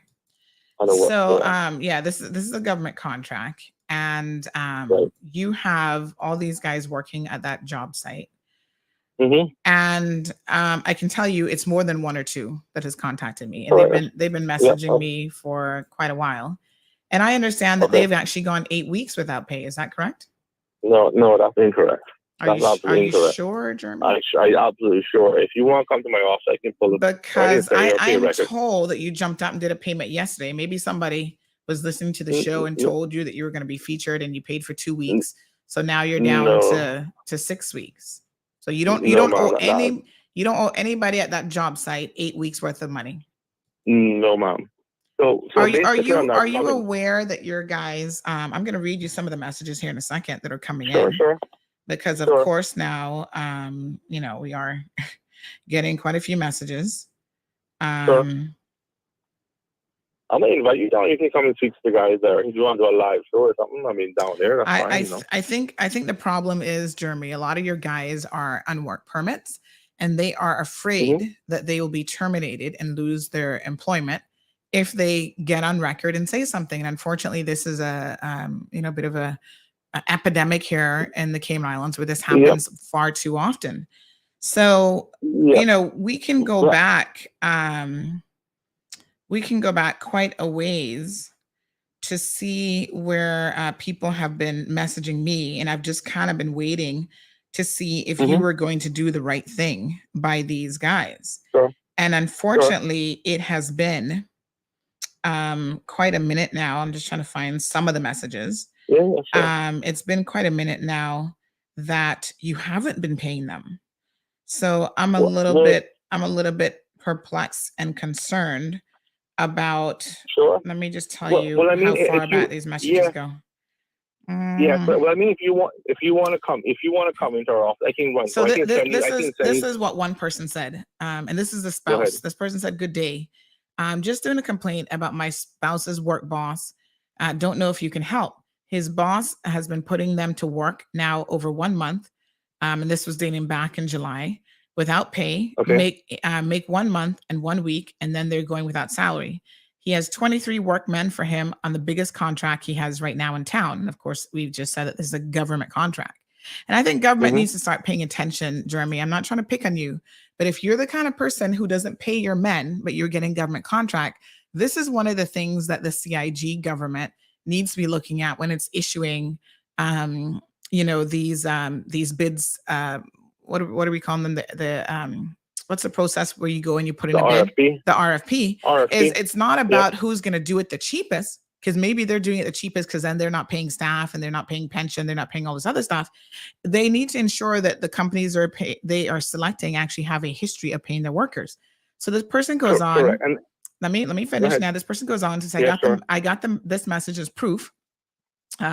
What he's been doing for weeks. But that doesn't mean it's fact, though. That doesn't mean it's actual fact, though, Sandra, right? But let me finish.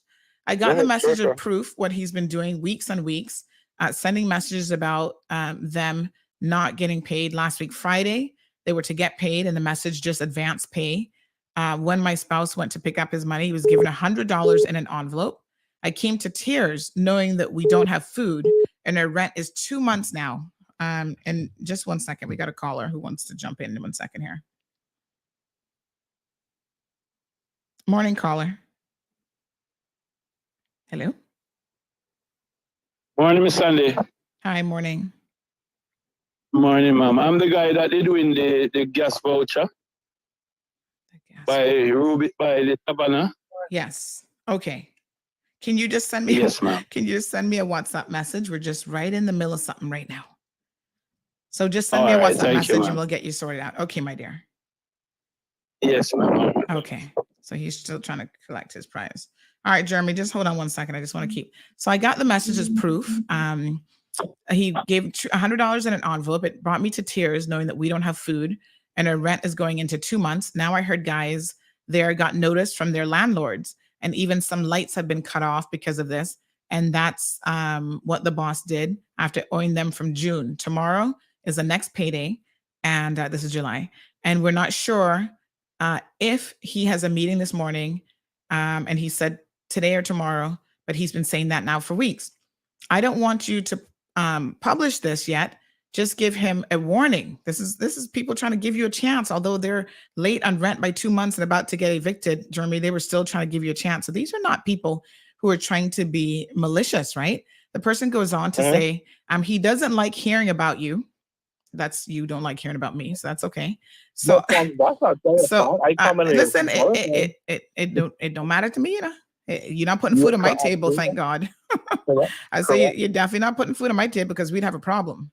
So they go on to say, he doesn't like hearing about you, so I know he will pay them if you contact him and tell him you got the story and proof, and tell him. And then they go and say, if you don't want the workmen, you will have it public. I would appreciate this. Thank you.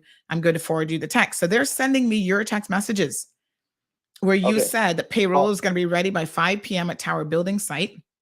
Bank had you said the bank had a technical error today. So the payroll for the period of June the 27th through the July 3rd, 2002 would be processed by next week, Monday. Thanks. Happy weekend. Then you sent another message. Hi, all.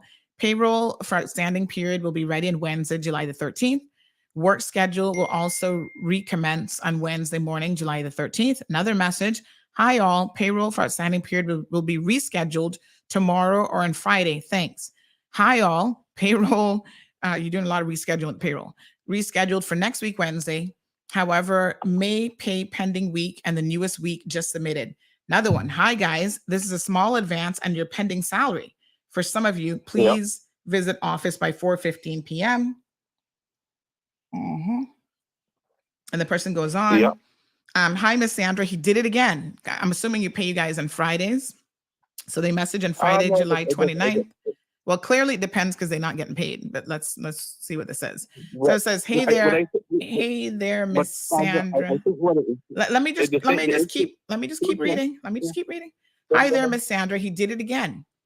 Did you look into this for me? Because he did it again. He gave a small advance. You sent another message saying, "Hi guys, this is a small advance of $165 on your pending salary. Please visit office by 3:30." What kind of business is this, Jeremy? How can you be paying? Now, I don't know what these guys are supposed to be getting paid, but a small advance of $165 on probably thousands of dollars now that you're owing these guys. What do you expect them? What do you expect them to do with $165? What's the average worker in your job site supposed to get paid on Friday? Let's go back here. So basically our pay period was from June 27th to July 3rd. That's 1 week payroll. The other pay period is July 4th to July 10th. Then July 11th to July 17th. Then July 18th to July 24th, and then July 25th to July 31st. That's what we owed our guys, right? So they've been paid, some of them, because we had changes on jobs. They didn't work fully 45 hours because there was change orders issued on jobs. We can't do work, so some of them had to stay home. So no one's owed tens of thousands of dollars. Some guys may have only worked for $200 for the week because we couldn't proceed without instruction from an engineer on certain projects. They unfortunately had to actually wait for their work schedule to be re-amended, right? So we do have meetings that I explained to you in WhatsApp as well too, and earlier, that while we were working for clients will always pay us. So all I told the guys was we'll be pushing back the payroll from a 2-week pay schedule to a 4-week pay schedule, right? So that's what we did. So we don't owe anybody for 8 weeks, for 9 weeks, or 10 weeks. Nothing. That's nothing of the sort. It's just for that period I explained to you just now. And some of them have been paid in full for the 2 weeks already because some guys didn't come in. I got people who don't come in because they got court or they got go take care of passport or different matters. They don't all work. Some people work 5 have any of your guys been telling you how some of them are getting evicted because they're not even being able to pay their rent because you haven't been paying them? Anyone that had that issue, we got it sorted out for them and paid for them. I can say that. How did you get it sorted out when they were evicted already? Well, no one told me got evicted. Only 2 people brought that to my attention. And one, the building was sold. He was paid. Another one, he was paid as well too. And then he left the island because he went on vacation. That's what he told me. Right? That's the only people that came to me with that issue. There was no other issues that people brought up and said that if they did, we did what we can facilitate. Again, back to what you were saying with certain contracts. If I come and do work for you or your friend or whatever, and they don't pay me, right? And I got a lot of money on the road, which I sent you in WhatsApp. I got a legal letter going to a client now from our attorneys for $174,000. I sent you another one with an email screenshot that we sent to another client. But you do understand, Jeremy, that your obligations, right? I don't really give a damn who you're suing. You could be suing baby Jesus for all I care. Right. But that has nothing to do with your workers. Like you can't be suing people and say when I get that money that's owed to me, then I'm going to pay your workers. If your workers are working, you have a legal obligation by law to actually Absolutely. pay them, Absolutely. regardless of what Absolutely. else you have going on. Like I said, I don't care if you're suing the Cayman Islands government, if you're suing your mama, your daddy, your papi, it doesn't matter.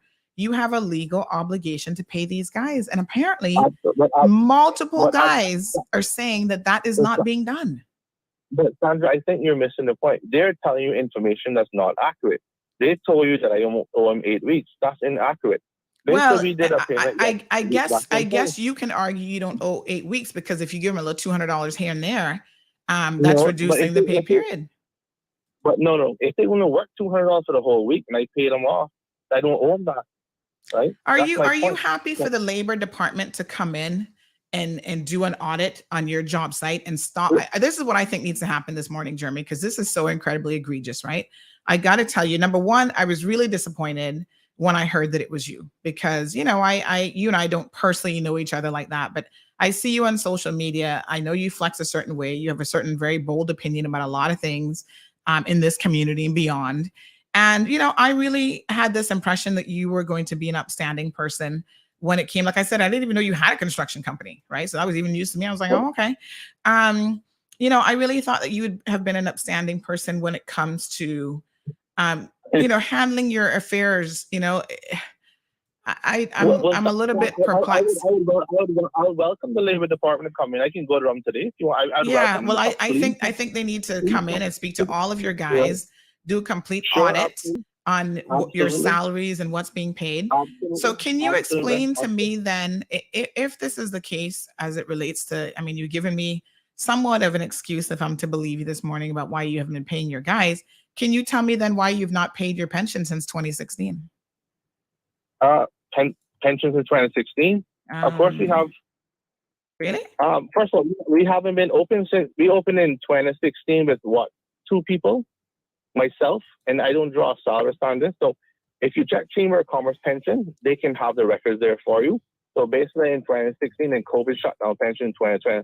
So your Labor Department can come in and look at the pension. Between 2016 and 2020, that's like a whole 4 years, Yeah, but how much employees do we have working?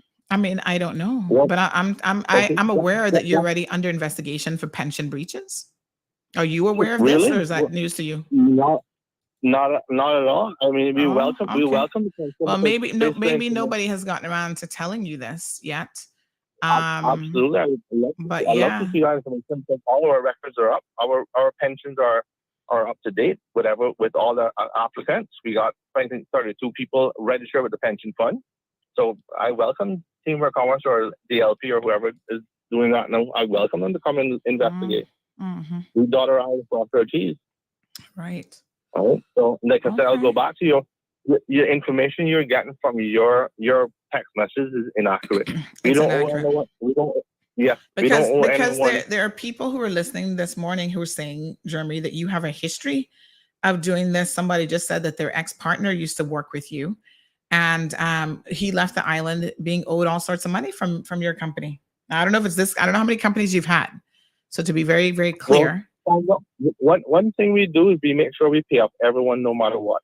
Even if we don't get salaries, management is the last people to get paid, right? So just to everyone else, we have mortgage paid. We don't pay that. We'll go to the bank and say, hey, this is the issue, but we make sure and pay up anyone. So the point is, people telling you information they owed something, but if you came to the job and you came to the job site for 9 hours a day and you walk around all day and you didn't perform your work, you're then given a letter of dismissal, or hey, you can't come to work to walk down all day. You come to perform for a performance-based work schedule, right? But like I said, if you want to have the DLP, I'll gladly invite them to our office. They can do anything they want to. Well, I think they definitely need to pay a visit, and they need to talk to every single one of the guys on the work site. Absolutely. And request all the pay slips and all the deposit slips to see exactly when stuff was paid. Absolutely. Because everything. We would like all of that. Yeah. Well. We would like, because I have too many people saying the exact same thing. And I had, even up to last night, other people calling about you who didn't even know that I already had complaints from other people. So it just seems really, it's one of those things, Jeremy, I'll be honest with you. When you've got multiple people all sort of saying the exact same thing about an individual. It's time to pause and really reflect on what's going on. And what I have found in my experience, my 48 years now kicking about the rocks around the place, is that there is some degree of truth when you have a group of people, each individually experiencing non-payment of salaries and saying, Miss, can you please help us? They don't want to come forward because they're afraid to lose their job and they're afraid that they're going to get fired, et cetera, et cetera. But you know, these things are legitimately happening. We're very open. We talk to our guys. We have meetings weekly. We have meetings weekly with the guys. They have any issues. Boss, do we have an issue? We help them resolve it the best we can.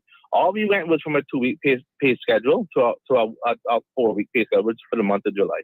That's what we did, right? That's all we did from it. We usually pay every 2 weeks. So basically, you work for 2 weeks, your timesheet comes in that Monday, Tuesday, Wednesday. We process that timesheet to Tuesday, Wednesday, Thursday, and then issue pay on Friday. All we did was shifted it from a 2-week pay schedule for the month of July to a 4-week pay schedule. And now we're getting it paid. That's something that unfortunately happens. It's a lot of payroll that we had to process and paperwork. If 5 people bring in timesheets on a Wednesday or Thursday, guess what? I gotta redo the whole thing and I wait to get them all in. And we're contacting them as well too. It's not as simple as this person works 7 to 5. It doesn't work at this time. You gotta come in. Some might start 8 o'clock, some might start 8:30, take a 2-hour lunch. I gotta make sure it's added up correctly. Our team gotta review all that information and get it processed. It's not you show up and then you get a fixed salary every week. It's not that. Some may only come for 2 days, so they gotta go to immigration or they got someone came in and they gotta go to court or different things like that. Right? So like I said, some information you get may not always be factual because they told it to you doesn't mean it's a matter of fact. Here's another person.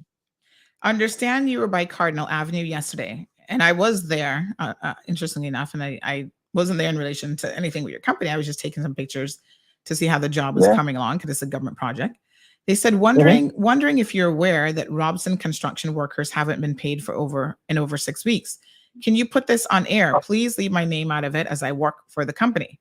And then they came back again. Good morning. Can you come to the site on Cardinal Avenue, talk to some of the workers here and see how long we haven't been paid? About 5 to 6 of us have been evicted so far. We have children going to school. We need supplies and uniforms for the new school year. Some of us have no food, and it's been over 6 weeks that we haven't been paid. But Sandra, that's again inaccurate. That's not correct. And then they came back on Friday and said, was told by Jeremy Bodden that we're not getting paid again today. But Sandra, that's not correct. All right. You're gonna start. Well, I hope that somebody now at DLP is listening, because you know, this has to be resolved. If your guys are saying that they're not getting paid, but you're saying that you're paying them, I don't really understand what the confusion is, because there has to be proof in their bank account that they're getting paid. Well, absolutely, son. That's why I messaged you this morning. Come and talk to me first before you go on the air, do all this stuff you're doing, because it's not inaccurate. People can say I worked for 2 years and never got paid, right? But that doesn't mean it's fact. You got a problem when multiple people are saying, people who are in the pensions industry, people who are working for you, former workers, former spouse of workers, are saying that Germany has a problem with not paying people. I think you need to clean this up. Why would all these people be lying on you? Well, you're supposed to be a very likable young man. I mean, I don't see people just making this stuff up. But Sonny, what I'm saying to you is, because you get information, right, and from text messages from people, doesn't mean it's actual fact. But I see all these messages from you. Oh, we're not getting paid today again. Oh, it's delayed. There's a banking error. What was the banking error? What exactly was the banking error? Okay. So we bank at a certain local bank. Sometimes they do maintenance on their portals, and the bank portal goes down. Tell us which bank this is. Who is it? We were at RBC. We're at RBC. So RBC's portal goes down, and you can't pay your guys. We can't transfer money for from 6 one weeks. account. No, we can't transfer money from one account to another account. Well, maybe you need to just get yourself a new bank. I heard CNB is excellent. Have you heard about a bank called Cayman National Bank? They do an excellent job. I don't have any issues with transferring from one bank account to the next. Yeah, I personally bank at CNB as well.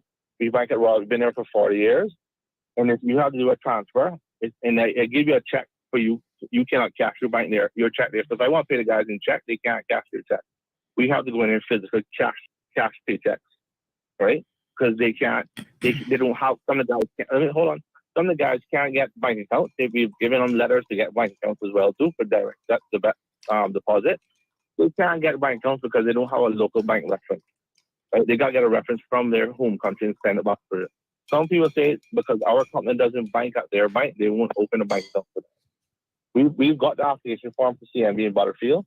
The amount of work involved for a company to get a bank account set up is extremely a lot of work. I know because I have companies and I have them at CNB, so I'm aware of the amount of work that's required. But when you're running a company, none of my company is making $4 or $5 million a year. When you're making, when you're running a company of that size, I didn't say we make $4 or $5 million a year. I didn't say we make. You said you do. Business. All right. Either way, that's a good medium-sized company, Jeremy, and you need to have proper processes in place. Is my point. So filling out an application form for a corporate account at CNB would probably take about an hour of your time. Isn't that worth it, as opposed to having your guys being evicted from their homes, unable to feed themselves and their families, and can't get school supplies for their kids? Sandy, again, we only owe, as of today, 3 weeks to our payroll to our guys. So what the information you are getting from people is inaccurate. That's what I'm trying to explain to you. All right? You're not, because someone sends you a message, that doesn't mean it's a matter of fact. That's what I'm trying to explain to you. People would say, like, somebody, we paid somebody yesterday and said, boss, I work 5 days for the whole week. Like, no, your time sheet has down, you work 3 days. That's all you work. Do you have an HR? Do you have an HR manager? Yes, I do. Okay. And right? So we do all, like I explained to you, we do our right processes, we make sure we even lend people money in our company when they got shortfalls as well too, right? So we facilitate as much as we can. I don't see another company that came out lending money to employees when they need something. If they need $500 or $1,000, we lend that to them. We deduct $100 every week or whenever. Right? We advance our employees when they need assistance, right? So my point is, some information you always get may not always be accurate. If the employees come 7, so at 8:18 p.m. let me tell you the type of information I'm getting, because you want to talk about accuracy, right? The type of information that I'm getting is, hello, Sandy, just an update. Jeremy paid them this evening 2 weeks out of the 7 weeks that he owes. People are sending me very accurate information, and it's coming from multiple people and multiple sources. Family members are here on work permits who, have people overseas and locally who they cannot support because of what you're doing, Jeremy. I really need you to, if you're not willing to be completely honest with me, people are saying almost 8 weeks of not getting paid is past the limit. We need help. Our families need help. He promised to pay again. Listen, he said he promised to pay again, but nothing. Then he promised again tomorrow. So let's see if that happens tomorrow.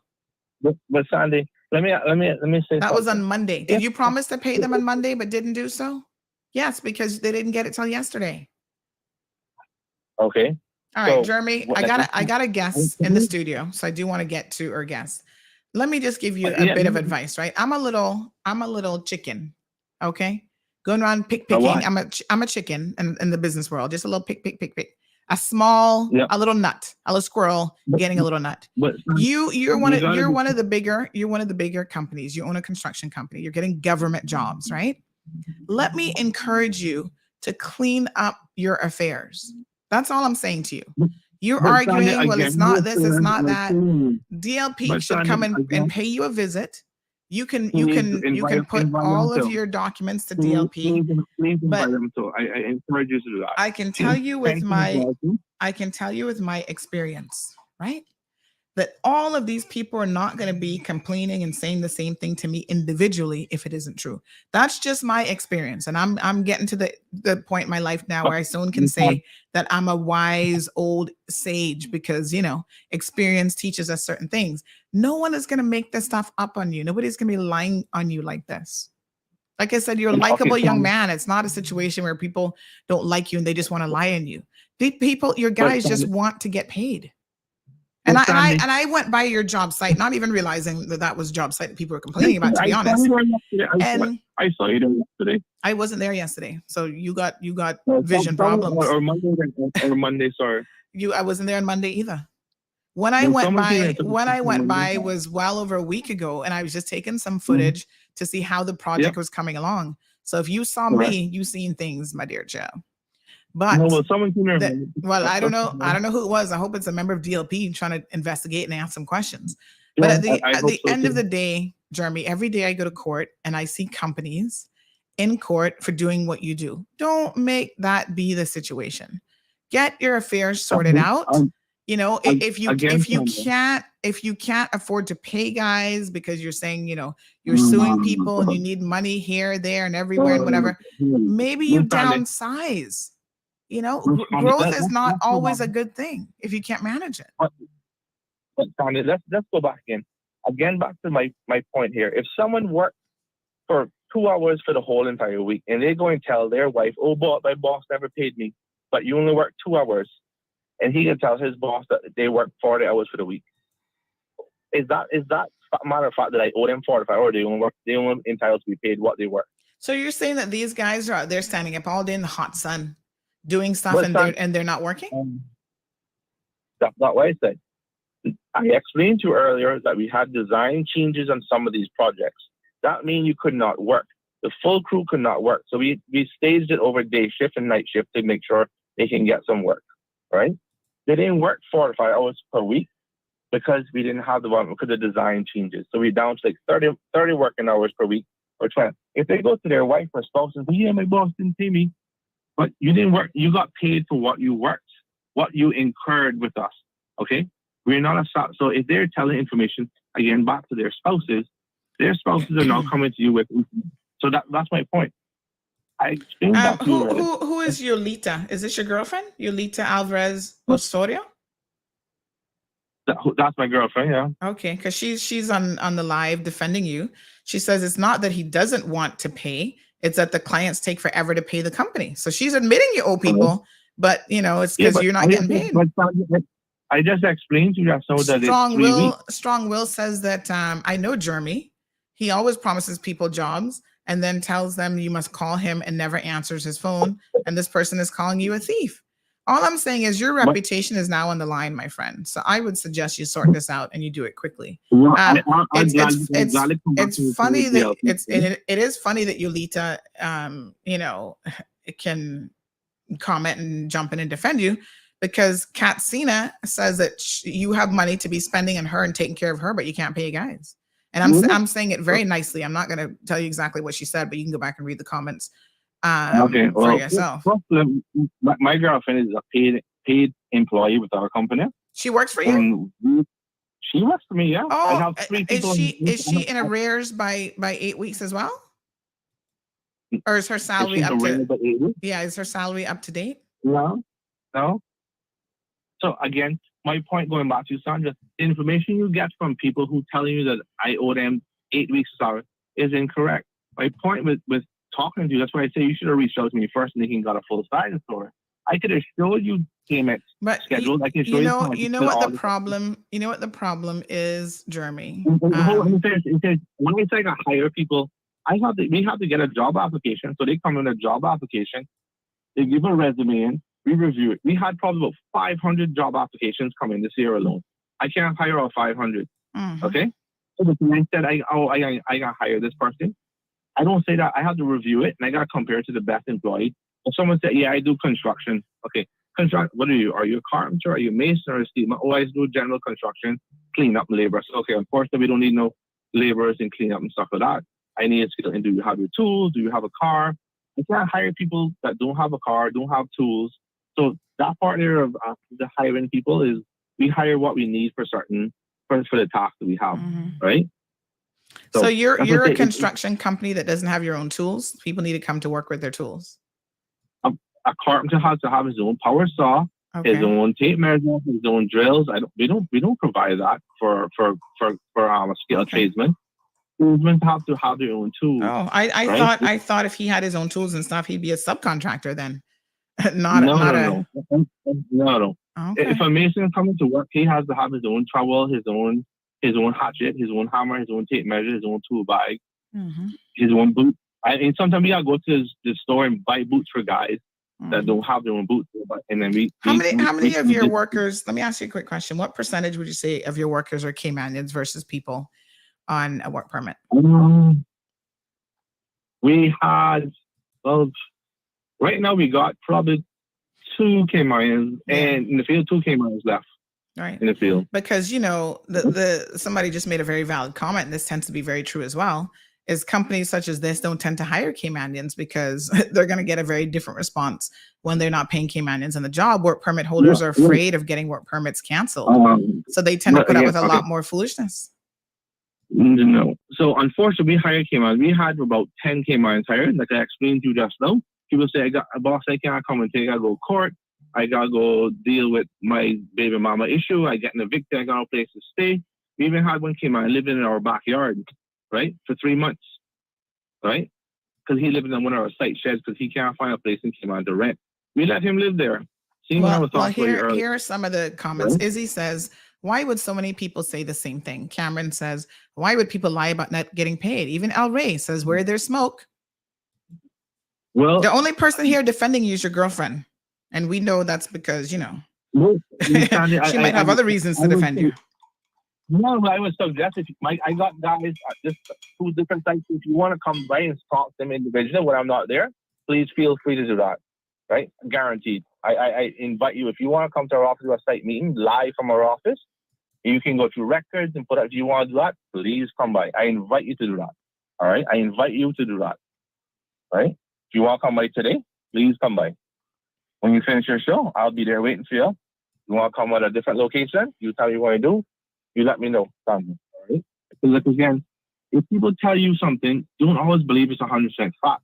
If someone says they told their wife, my spouse, I worked for 4 or 5 hours and my boss gave me $700, but in fact you only work for 10 hours for the week. That doesn't mean your information is factual, right? So but when I have like 10 plus people saying the exact same thing to me, that's when I know that something is really going on. If you want to come by my office, please come when you're done. You also have the phone number and the name for that. I can give you our pay schedule for the weeks, the 3 weeks now, 4 weeks, whatever you want, the 5 weeks. You can go back and you can see everything right here. You can cross check the person and see how much hours they work for the entire week and what they would be 10 level old.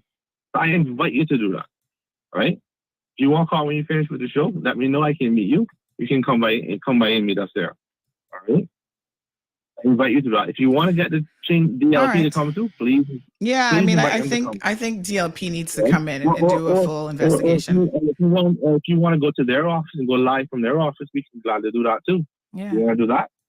Well, what I would like to happen is everybody to get paid. I mean, I would like to stop receiving these messages about you. That's what I'd really love to go down here. I mean, I don't want to be talking about this issue at all. Darlene makes a good suggestion. She said maybe outsource if it's too much work to open bank accounts and all sorts of stuff. Immigration services. She says maybe outsource it because there are times when it is difficult for a company to do all that stuff in-house, and it might be cheaper to have somebody else do it for you. Yeah, we do that, but you still got to pay that person. So that's why we have a good office team to facilitate all that. That's the point. You have to pay all people who work for you. That's exactly the point today. Exactly. So that's why we don't do that, because they charge a premium. That's just like I hire you to register a company for me. You're going to charge me $2,000 to register a company when I can register a company for myself. Right? So my point is that's why we have a team that we can eliminate those costs from outside. And then going back to the guys, and again, like I said, let me know, send an email, invite when you want to go down to DLP. I mean, we can do that today. Or you want to finish up the show, you can come to our office. You can go through our information. You can see all of that. I mean, I invite you to do that. Mm-hmm. Like I said, information you get in from people, don't always take it as fact. Come reach out to someone. I would invite you to my office first before the show today. And you could have went through and saw everything, right? I would invite you to do that, right? We want transparency with you. I'm a person that I talk to everyone. I talk to my guys. I say, guys, do you have any issues? Do you need loans? Let us know what's going on in your life. But if you say you owed money but you didn't work and you're telling your spouse that you worked it, that's fine. If an employee is supposed to start at 7 o'clock and he comes 8:30, guess what? He gets paid from 8:30 till whenever he lunch. He don't get paid from 7 o'clock. So sometimes people say, "Oh, boss, you deduct my time." I came 7. I said, "No, you walk up in this job site at 7:45 with your shoes in your hand. You didn't get up and put on your shoes till 8 o'clock and start. So you start 8 o'clock, right?" So that's all. So this is what someone said in response to some of what you said. They said bank account is easy to get through work company. So he lie. He lend the advance because he takes it back. So that's a simple thing. You can know he's lying. No one works for 2 hours. Ask him about the vacation pay because he hasn't paid for that either. Neither sick leave. Okay. Okay, Jeremy, I do have to go. Jeremy, hourly employees are just that. They don't get vacation pay. They don't get sick pay. Our office staff, they're on salary. They get maternity leave pay. They get sick leave. They get vacation pay. And they get bonuses. Even the guys that worked for us last year got a bonus as well too for Christmas time. We give bonuses. So just whatever, right? Right. That's what I'm saying. All right. Let me just say this, because I do have to switch to our guests that are coming on the studio. They're in the back already waiting. Let me just say that I just really want to encourage you, Jeremy, to get this cleaned up. The vast majority of people, other than your girlfriend, nobody here is really believing you. Everyone is saying that this sounds like a bunch of smoke and mirrors. People are saying that Okay, come down to my office when you finish your show. I invite you to. Please do. Please. All right. Do me that. Okay? Yeah. You want to do it? Okay? Yep. I'll give you a call probably 11 o'clock and see where your schedule is. All right? All right. All right. I'll give you a call. Please answer the phone then. Okay. Not to worry. All right, my dear. All righty. Thanks, Jeremy. What a hot mess, folks. It is what it is, and it's really, really quite unfortunate. So listen, we've got some guests in the studio. We want to play a quick video. I was trying to get Jeremy off for the past 17 minutes so we could have started a little bit more on time to be respectful to our time with them this morning, but they are here. So let's do, we might not play the full video because I think it's about 25 minutes or so. But let's play some of the video so you guys can just refresh your memories about the Resembed program and what it is. And then what we're going to do is we're going to get an update of where the program is now and exactly what's going on for Mr.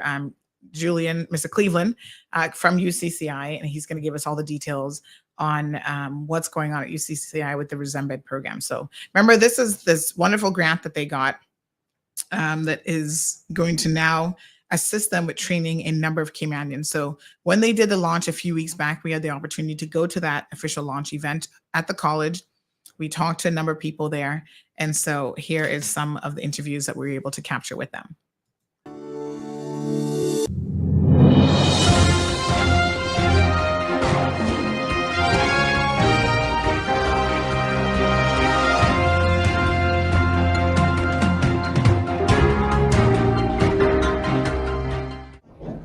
All right, so we're here with Mr. Gilbert McLean, who is the chairman of the board for the University College of the Cayman Islands. You attended this wonderful event this afternoon. Just tell us how proud you must feel to have UCCI participating in the future development of Caymanians. I am very proud, Sandra, and I'm so impressed with the group of young people. You can see they're animated, you can see that they're interested and wondering what will be happening, and a lot will be happening. And also, to think that we have been so fortunate to get over $400,000 from the European Union via Resembed to be able to offer this opportunity, and an opportunity it is. And I listened to the words of the lady from work, where she's pointing out that, we have to get there where our own are able to step up into jobs that's going otherwise. Yes, absolutely. Well, thank you for those few words. Well, thank you. All right, folks. So in attendance for this afternoon's event was Ms. Jennifer Ahern, who's Chief Officer for the Ministry of Sustainability and Climate Resiliency. It was so good to see you at this event today here at the University College of the Cayman Islands. Tell us a little bit about how you're feeling after having seen the 55 students who will be participating in the various, everything from IT to tourism. You know, what are your thoughts today seeing some future workers here? I just think it's so fantastic and it's incredibly exciting, and just huge congratulations to the team at UCCI who've managed to secure this bid, and to big thanks to Resembit for providing the funding to be able to offer this program. It's an amazing opportunity to have this available locally and to have training in the areas that you mentioned. The Resembit grant is a focus on resiliency, sustainability, energy, and biodiversity. And so to create the training opportunity that's fully funded by Resembit, supported through the amazing team at UCCI, and have 55 Caymanians who are currently and underemployed getting trained up for future careers with internationally recognized certifications. It's an amazing thing to be able to say that we have going on here in the Cayman Islands. Yes, absolutely. And it's the first of its kind, but I saw such great enthusiasm from the students already asking, you know, will there be other opportunities perhaps for their friends or family members to take advantage of something down the line? What have you heard from the ministry regarding their commitment to, you know, looking at other opportunities to help upskill Caymanians? So I think the Ministry of Education rep is going to be the best person to answer Yes. those questions for you. Yeah. But I just want to really commend both the ministry, UCCI, and the private sector partners who've come on board to help support this program. Building this kind of capacity locally and having the opportunity to build this capacity locally is just an incredible thing. Right. Okay, great. Thank you so much. All right, thank you. All right, folks, we're also here with none other than Mr. Joel Francis, who's Deputy Chief Officer for the Ministry of Education. Mr. Francis, give us an idea of you know, what your thoughts are today about today's presentation, and also about the Resembit program in general. It's an incredible opportunity for our young people to get a chance to retool and to take advantage of a number of opportunities being created by, I think, a growing trend towards sustainable energy, for example, especially with the photovoltaic studies.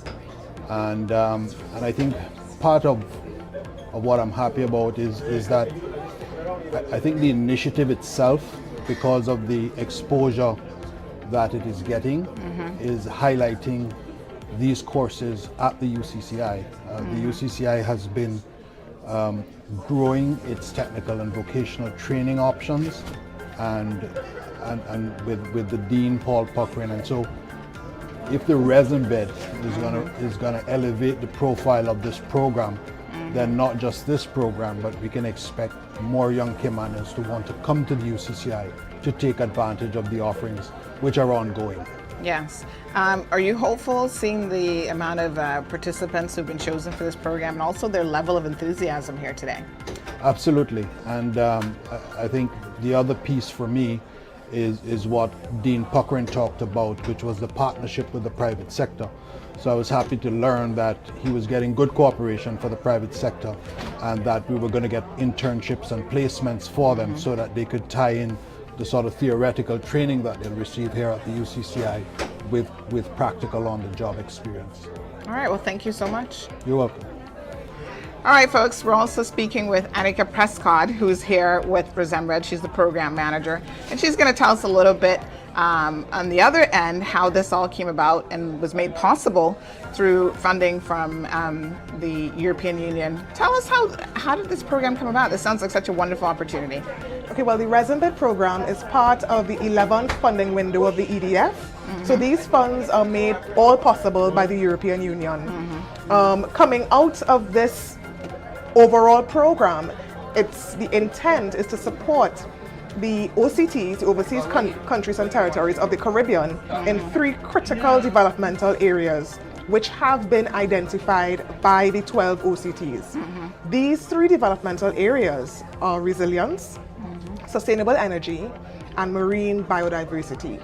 So as the program conceptualized and then came into implementation, we traveled throughout the 12 OCTs. Oh, wow. making sure that there was awareness about the funding being made available by the European Union, but also ensuring that we have projects that are in line with our 3 thematic areas. So back in 2019, I believe, we would have had a first mission to the Cayman Islands where we would have met with representatives from the UCCI. In around April, May 2020, so at the height of COVID, this project was conceptualized. Wow. And we've been working with the UCCI team hand in hand since April, May 2020 to this point where we now see the selection of 55 scholars to receive training as beneficiaries of the resident bid program. Right. And so out of that came over $400,000 worth of funding that will assist in, the various programs that we heard about a little bit earlier today. This is such an exciting opportunity, I know, for all 55 of those persons, but also it's a wonderful opportunity for the Cayman Islands to put us on the map, as well as University College of the Cayman Definitely. Islands. I agree. In terms of having this type of innovative form of tutelage, you have sustainable construction, solar PV installation. These are the types of topics which are not widely taught around the Caribbean. So this is an opportunity for the UCCI to also attract students from outside of the Cayman Islands, or to provide knowledge and exchange with other institutions in Anguilla or Montserrat or the Turks and Caicos Islands who would also like to mount programs just like these. Yes. So there's definitely opportunity for regional exchange and cooperation. Yes, and it's wonderful to hear that all the way in Europe there are programs and funding and grants available to help people that are part of the Caribbean overseas territories. Yes, definitely. So the European Union and other funding agencies make funds available to support sustainable development efforts in the Caribbean and the overseas countries and territories of the Caribbean. So once you identify a funding window, apply. Apply, because you never know. You never know. Yeah, so thank you so much. No problem. Thank you. All right, we're also here with one of the 55 participants in the program, Mr. Gary Parchment. He's part of the solar sector that's going to be studying that. Do you know anything at all about solar? A little. A little bit. So this is an area of interest that you could see yourself hopefully having a career in, and you're prepared now to commit 100% to this program. Yes, How lucky were you to be chosen? Very lucky.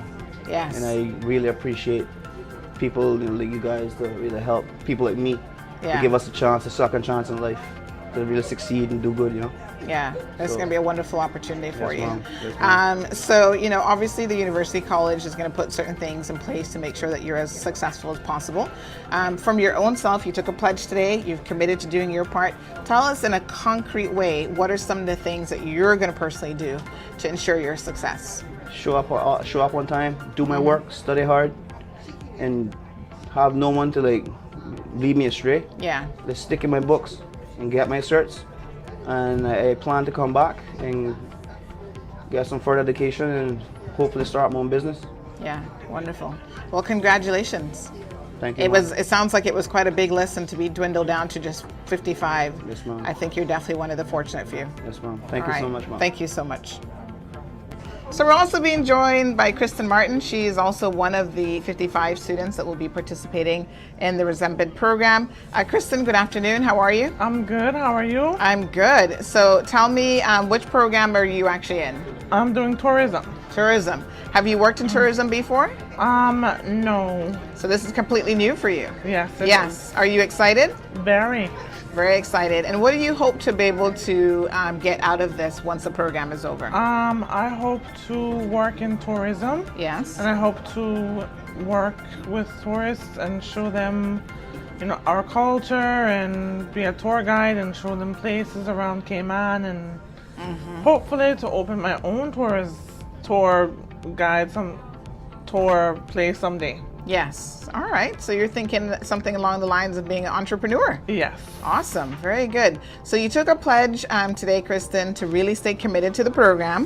Have you thought about what that means for you? Like, what are some of the things that you're going to have to do on a daily and on a regular basis to ensure your own success? Yes. What are some of those things? Some of those things are studying hard. Yeah, studying hard. Making sure that you're showing up to all of your classes. Yes. And that sort of thing. Yes. All right. Well, Kristen, all the best in the program, and I'm sure that you're going to do well. Thank you very much. All right, folks, we have more interviews, which we will bring to you here in just a little bit, but we do want to take some time now to bring our guest, Mr. Cleveland, into the studio to talk about where he's at with the Resembed program and what's been going on since the few weeks have passed that we've actually seen him. It was really exciting. Good morning, first of all, Cleveland. How are you? Good morning, Sandra. How are you? I'm doing well, thanks. So it was so good to see and be able to interview. Like I said, we've got some more that we can play towards the end of the program. But to see these young Caymanians and some a little bit older, mature students who are looking to reboot their careers, they're looking at new areas, new opportunities, and that they were provided this wonderful opportunity because of this Resembed grant via UCCI to upskill themselves. So give us an idea of how the program has been going thus far and kind of where you're at. Awesome. So first of all, good morning to you and the CMR family. Good morning to my Resembed students, those of them who are listening. I'm sure there are quite a few of them. And good morning to the UCCI family as well, because this for us is a collective effort. We have an awesome team at UCCI who work on this project. So as far as update goes, I'm pretty excited to say that 2 weeks in, we are 80% participation. And why that is important, and we try to track that very carefully, we knew that going into this, the real challenge would be, what would it take to keep our students engaged over the next 12 months? I mean, it's one thing to make a commitment in one moment in time. It's something very different. It requires a certain different set of skill set to be able to stay the course. So of the 55 students that we have already enrolled in the program, 80% of them are showing up every day on class, getting the work done. They're super excited, and I'm so very, very proud of them. And so we're about to transition the program into the second phase. The first piece of it is training. The next piece of it is really skills development for them. And so it's specific training in terms of solar construction, but now is how do we build up in you the sort of discipline, skills, employability, competency, so that you will be a great intern and a long-term successful employee. And we recognize to do that, it takes more than just good training. This is where the village has to get involved. This would require not just support from our UCCI family, but really our Caymanian community as large, because this is our program. This is our students. And so their success really requires all of us getting involved. Very good. So folks, if you're listening to the program and you're saying, what is Resembed? I don't know what that is. It was funded by the European Union, and its aim is to assist basically 50 Caymanians. There are 55 students enrolled in the program to move forward by gaining sustainable employment in 4 key sectors, including construction, renewable energy, information communications technology, that's ICT, and tourism. So really, it's now a collaborative effort between UCCI and Resembed to support this sustainable human development through 12 overseas countries and territories. And I must tell you that the Cayman Islands was very, very fortunate to receive some, I think it was over $400,000 to be able to put on this training through the University College of the Cayman Islands. It was open. You guys will remember we had them on the show, encouraging people to apply. It was open to Caymanians between the ages of 18 and 45, and they had over 120 applications, and then they dwindled that down to 60, and now the update is of those 60, 55 are actually enrolled in the program. They've got 80% participation, and things are moving along. But one of the key things that they really need your help with, and Cleveland can tell us a little bit more about that, is they need mentors. So tell us what role, Cleveland, do mentors play in this entire, what we're trying to make into a wonderful success story? Why are they needed, and what is it that you would expect of them? No, that's an excellent question. And so the goal for us, if we are to be honest, is I would love for each one of our students to have their own mentor. Worst case scenario, we can have them share one mentor could maybe mentor 2 or 3, even 5 students. But ideally, I would love to have each one of them to have a mentor. Why is that important? Well, first of all, our students need individuals other than themselves to really commit and believe in their success. You and I both know that the challenge that they would have is really the conversation that takes place between their between their ears, right? So it's how much faith and commitment can you hold over time that you can actually be successful in this. And if you have somebody else championing that for you, I think it's a lot easier. And so, one, people who can believe in them. 2, people who can also help them navigate this space academically. What does it take to be successful in that space?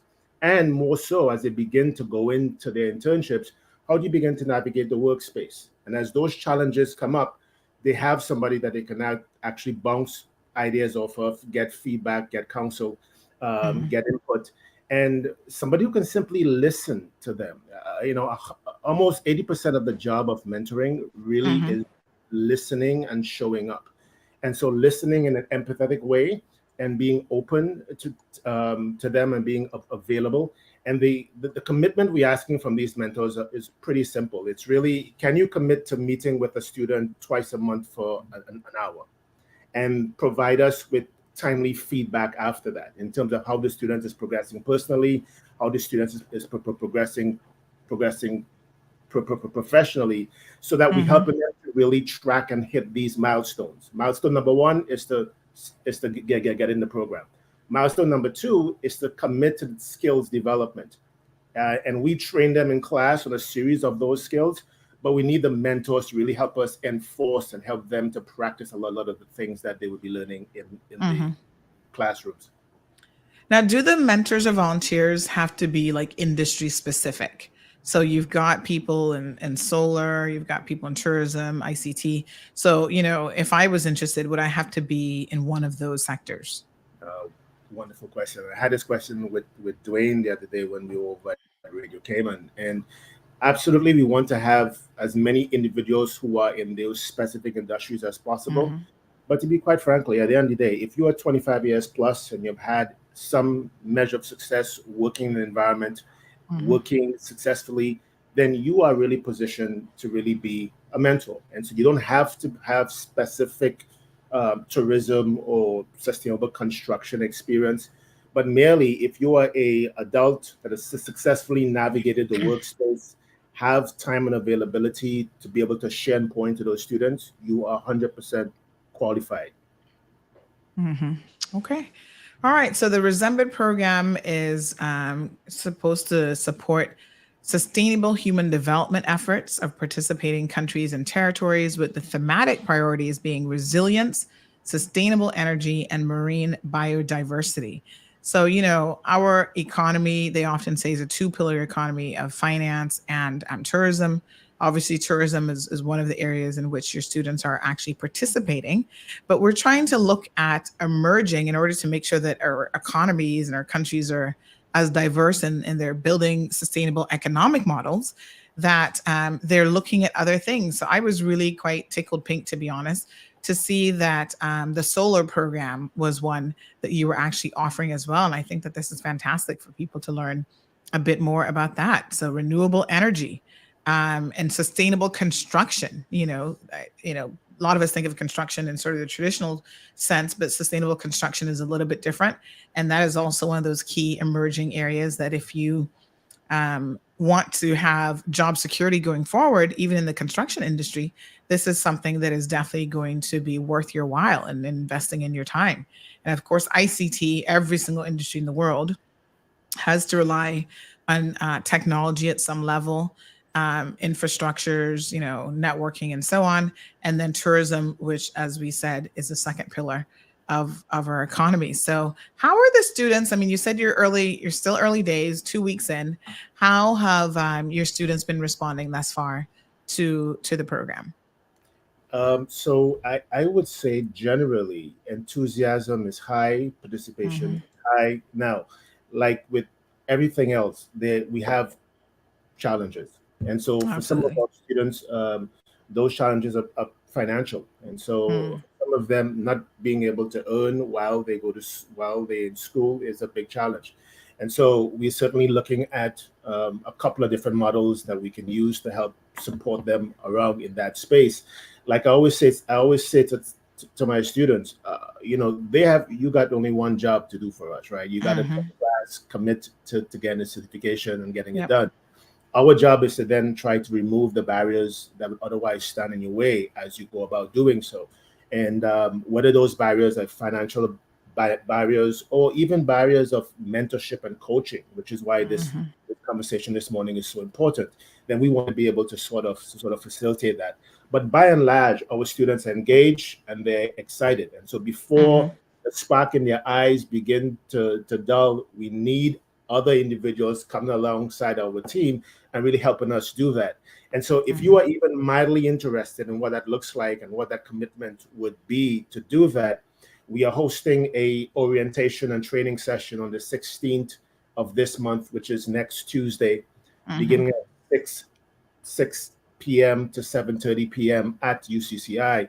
And everyone is invited, even though you mightn't necessarily be committed to the idea yet. You just may want to come and get additional information, meet myself, meet the rest of the team. This is a really great opportunity to do that. During that session, we'll provide you with an overview of the program, our success objectives, the roles and responsibilities that we see our mentors playing. You'll be introduced to the program's metrics that we are aiming to achieve, and ultimately you'll get a chance to interact with the students a little bit as well. Nice. So folks, listen, a lot of times we sit back and we talk about, this country needs, we need, what's the word that I'm looking for? Trade school training and all this sort of stuff. This is exactly what this model is. This is a very practical program that UCCI has undertaken. But none of this can be accomplished without the support and the help of the community. So there are individuals who are committed to this. They're all adults, 18, plus. But, some of them may have spouses who have to be supporting them financially in other ways. Some of them, like Kristen, I know Kristen still, obviously lives with her mom. They need the community support. So one of the ways in which UCCI is saying this morning that they need your support. So it's not enough to say, yes, we need this program. We need government to do this. We need our colleges to do this. The funding has been put in place, which is amazing to have that even available, but they need you to step up to the plate. So they need mentors and volunteers. It's not a whole lot of time. Cleveland said 1 hour. How during what time period did you say, Cleveland? Pretty much you got to commit to 2 hours a month is what we're asking. One hour. Yeah, that's nothing. Be a minimum. If you can meet them every week for coffee, even better, but at least 1 hour every 2 weeks. Listen, folks, all of us can spare 2 hours a month. They're looking for corporate partners. So these are industry leaders who are able to provide internship and mentorship opportunities to those who are actually enrolled in the program. So this now is where you have to do your part. They're looking for mentors, which are qualified individuals who can offer social support to help guide the program students, and volunteers. So even if you're not able to be a mentor, you're not able to be a corporate partner, you can still volunteer. You can be a student mentor, an event coordinator. So throughout the program, they'll be having different events. So you can certainly assist with those things. And you can do mentorship. You can also be a mentorship coordinator and an internship coordinator. And if you want more information, you can go to the UCCI website. It's ucci.edu.ky/Resembid. That's RESEMBID. And there will be tons of information there for you and contact details about how you can reach out to Mr. Cleveland, who's the project director basically for this there at UCCI. So Cleveland, what else do we have coming up of interest that you'd like to share with us this morning? Absolutely. And so let's just go ahead and just pound this home real quickly. So next phase is really mentorship and volunteers. We're looking to build a team to surround our students. Once that is completed, Sandy, then we are now going to build really tight knit relationships with our business community. So when we're asking for mentors, these mentors can be individuals, or if an organization wants to step up and say, we're willing to help mentor some of your students, what that would also mean is they will more likely be willing to participate as a site for our interns. And so Mm-hmm. one of the roles that you have identified there was an internship coordinator. And so Mm-hmm. there needs to be a database that we are currently developing where we're looking at employers, we're looking at their needs in terms of skills and competencies. And Mm-hmm. as we continue to develop our internal systems with our students, we're going to be matching their needs and competencies with these internship opportunities. Why is that so important? Because for us, I think fit is critical. Mm-hmm. So for many of these students, this might be the most meaningful opportunity that they have to really create a lifelong career. And so we want to be able to give them the best chance of doing that. You and I both know that sometimes not every employer is the right one for an individual or every working Mm-hmm. space. And so we Yes. want to be able to match these students' skills and ambitions with employers that actually can meet that. And really working with work to really help us to really do that, identify real opportunities in the world where employers are looking for individuals and ensuring that our students are always well positioned to be a top candidate. Mm-hmm. Wonderful. And this database also that you're putting together, the labor market assessment update. So tell us a little bit about that and how individuals or businesses can participate in that as well. Yeah, thanks a lot for bringing that up. So, we're really chewing gum and working at the same time with this Mm. project every single day. And so, the one of the critical metrics that we have as an institution is the development of a labor market assessment. So we've Mm-hmm. already started, and some of that information went into informing the courses that we chose. But there's a larger conversation, and the larger conversation looks like what are the future needs of the Canadian workforce? What are the Mm-hmm. emerging industries, and how well employers position in terms of do they have the right technology, do they have the right skill set, do they know how to develop the right skill set, what role is institutions like UCCI going to play in the future skill development of the Caymanian population.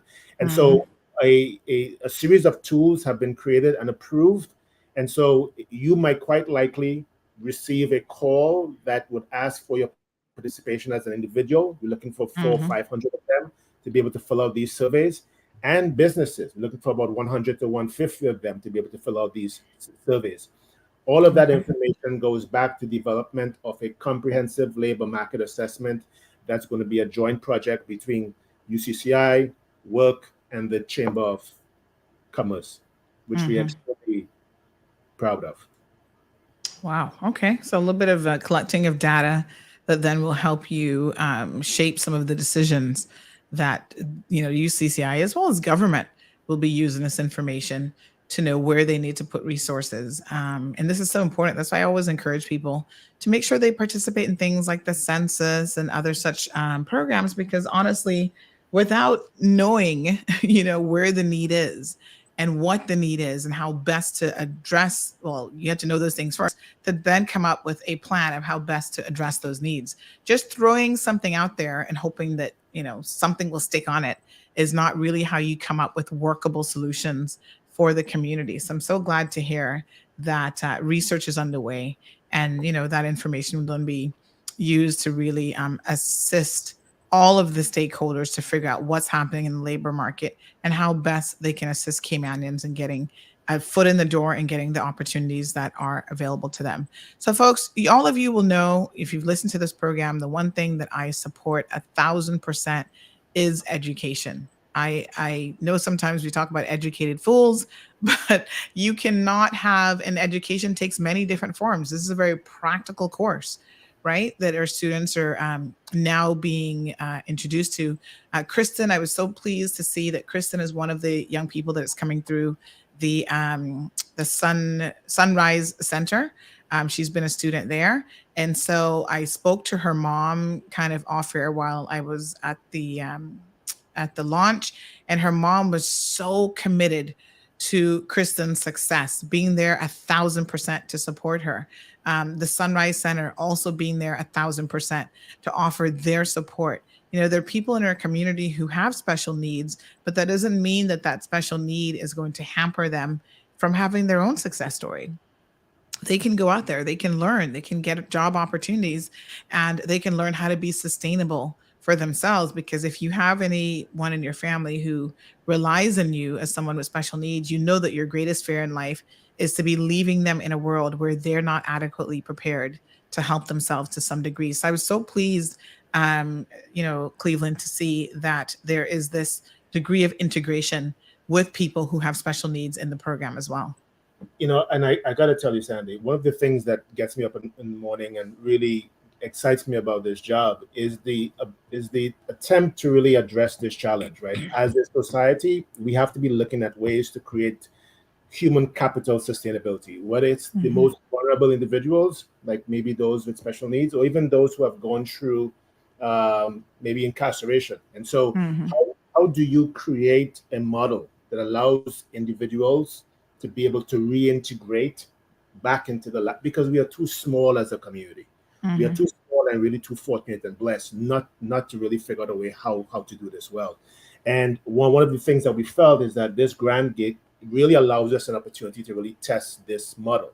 And so it was important for us to have representation from all of those various groups, because at the end of the day, it's the sustainable management of human capital for the Caymanian population is what we are all ultimately vested in.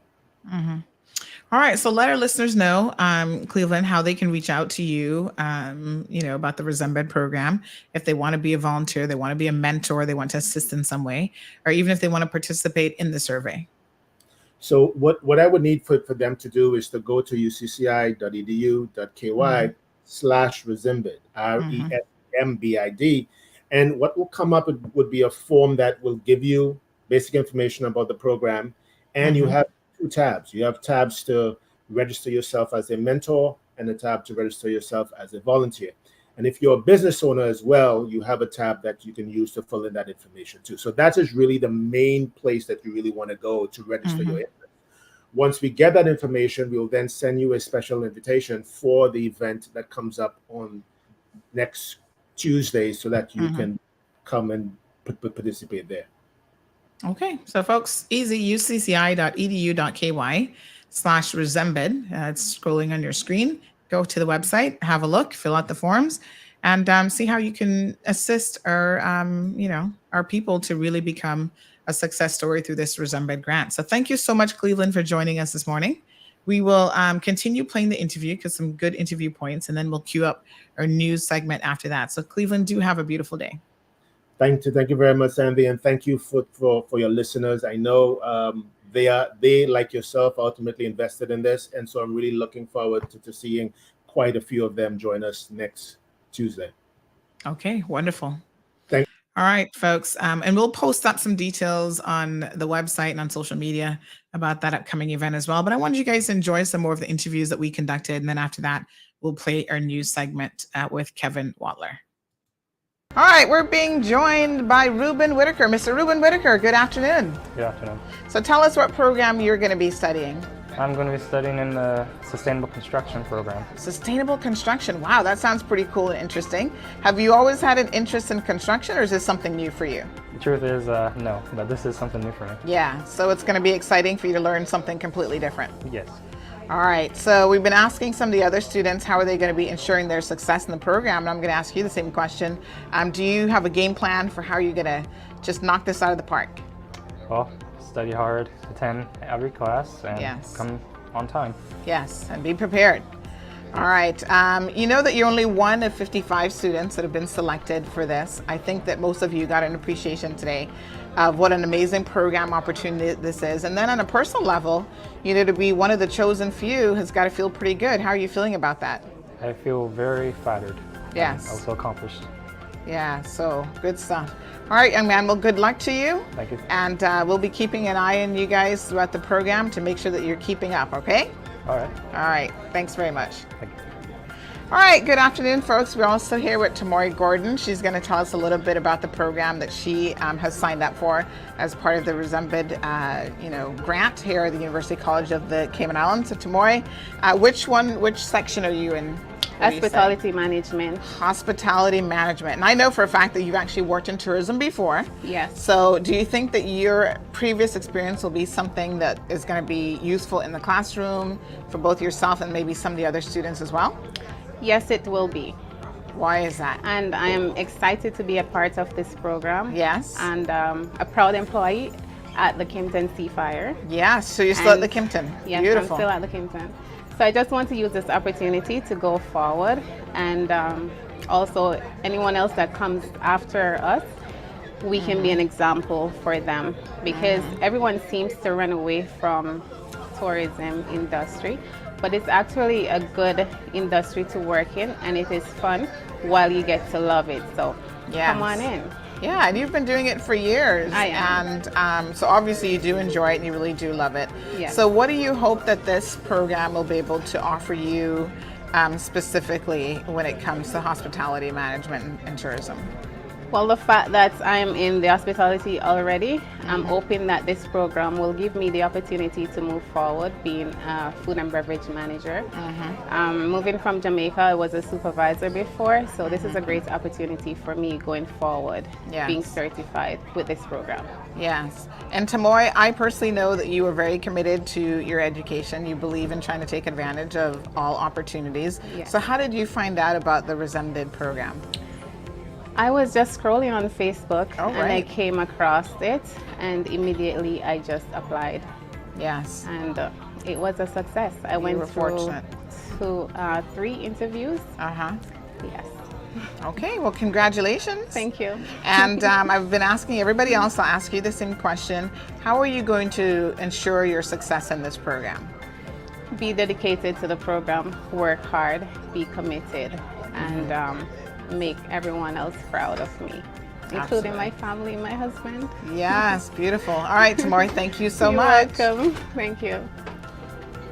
All right, folks, so we are here with Marian Rodriguez. She is in the program as well, one of the 55. Young lady, which of the programs are you actually in? I'm in tourism management. Tourism management. And why did you choose tourism management to learn more about as part of the Resembid program? Yes, I have experience in property management. Okay. And I think it will be something similar that can be also, more experience as well. And a change of career, have more experience, build my resume. Okay. And it's also free. I mean, why not to apply?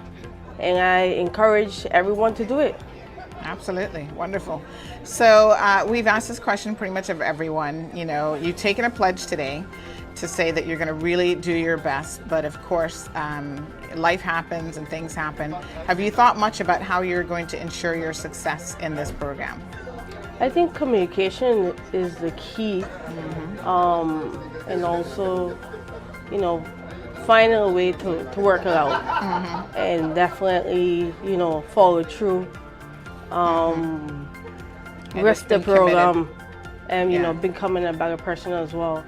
Okay, wonderful. All right, well, good luck to you, young lady. Thank you. And I'm sure we'll be checking in on you guys as you, continue this journey. And congratulations. Thank you.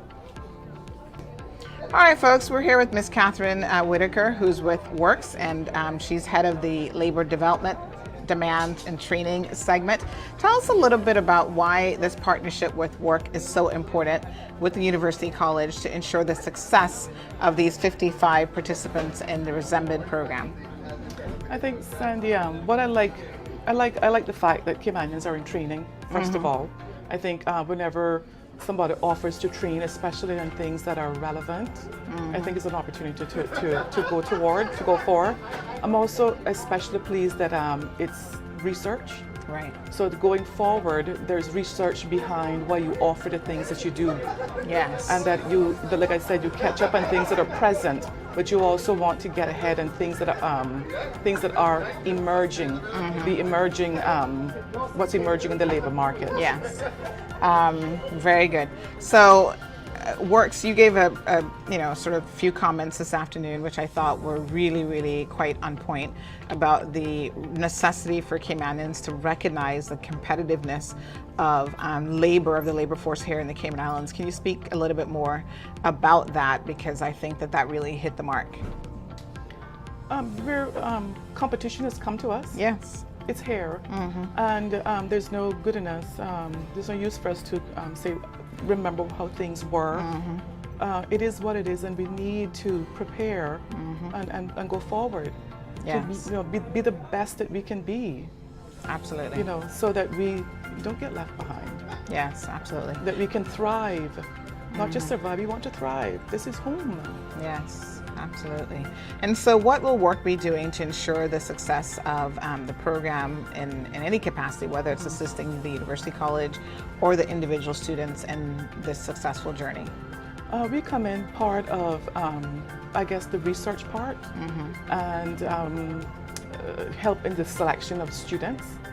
Of course, we also want their students to register with work, but of course, there's no surprise that work does have information to do with employment.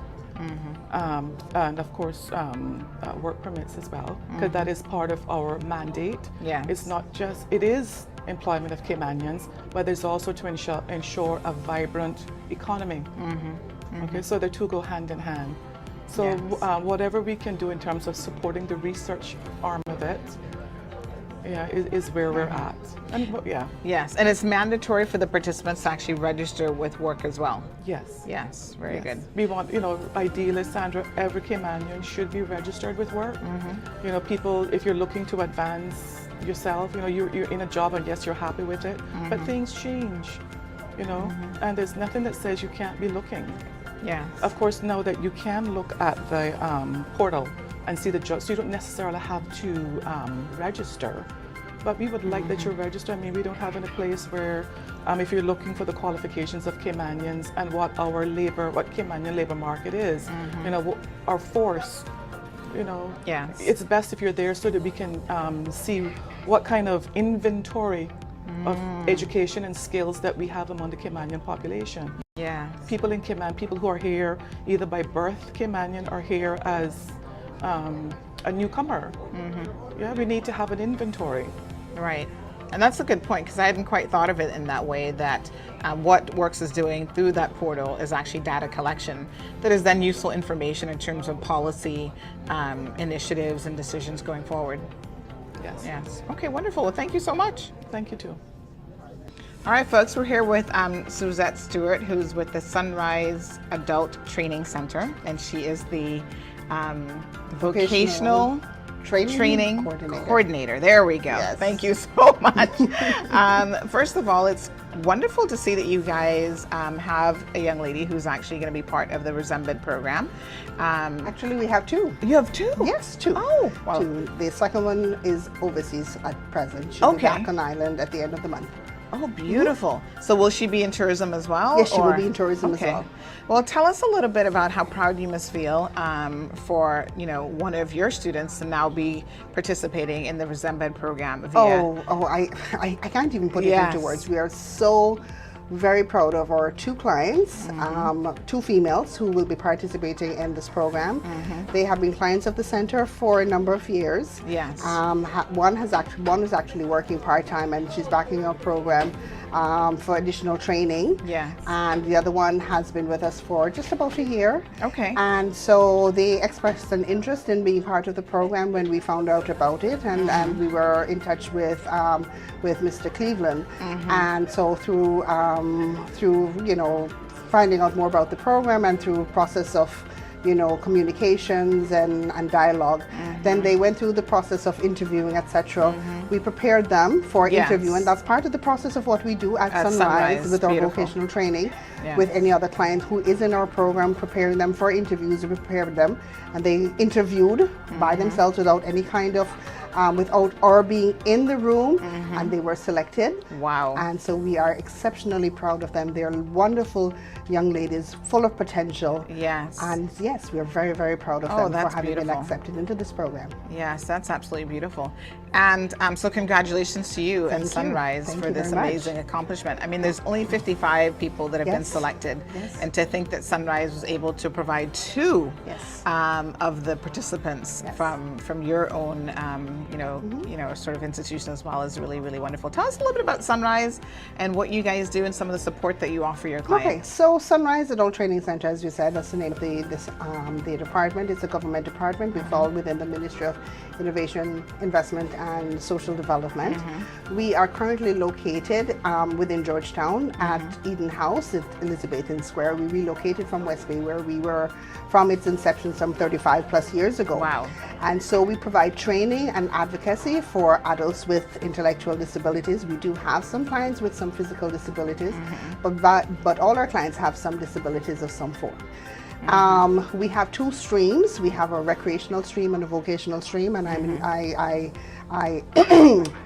run I'm in charge of the vocational stream, and I work with two other ladies. Okay. And so we prepare our clients who are able to work, and so we have some in training, and then we provide support to the ones who are working. We do have about 55 clients who are enrolled with Sunrise. Okay. And so we have roughly 23 who are working either part-time or a full-time basis. And the wonderful thing about Sunrise is that we provide support to those working clients from the time that they start to work right up to retirement. Oh, beautiful. Okay. And we have a number of them who are in training. So we go from the point where they want to start exploring their career options. We take them through that whole point of training and exploring what they would like to do, interviewing, searching for jobs, etc., placing them in jobs, supporting them during that whole process, making sure they transition well into work, making sure that they're successful at work, right through to the point where they retire. Wow. All that entire time. We provide a lot of support. We liaise with employers, we liaise with families, liaise with a lot of outside agencies, therapeutic service providers. We try to make sure that that whole person is supported, families are engaged, and we just want that whole person to be supported and successful during that adult life. Right. Their adult Wonderful. life, yes. And what will you be doing in terms of support for the two participants in the Resembed program? So UCCI is able to provide a lot of support to them as students. Yes. And so we're going to work along with them, and their students, their student life section department is going to provide that support in terms of making sure that the orientation goes well, to make sure that their learning is successful within the classroom, and any additional support that might be needed, they will reach out to us. We have provided a good amount of information in terms of background to say what their individual challenges and learning needs are. Right. And they have come back to say to us, yes, we are able to provide that support. Yes, they beautiful. have very strong family support as well. So we will not be necessarily needed to provide any support in the classroom. Where we will come in a bit more is when they are doing their internships, and then we can provide a bit more support on the job like we normally do with vocational training from Sunrise. So that's where support is going to be. But we're going to journey with them along the same way as we do with any of our clients while they're training. Wonderful. Yes. All right. Well, congratulations. Thank you so much. Yes. Thank you. Thank and you. I'm sure that they're going to make us very, very proud. They will. All right. Thanks so much. Thank you too.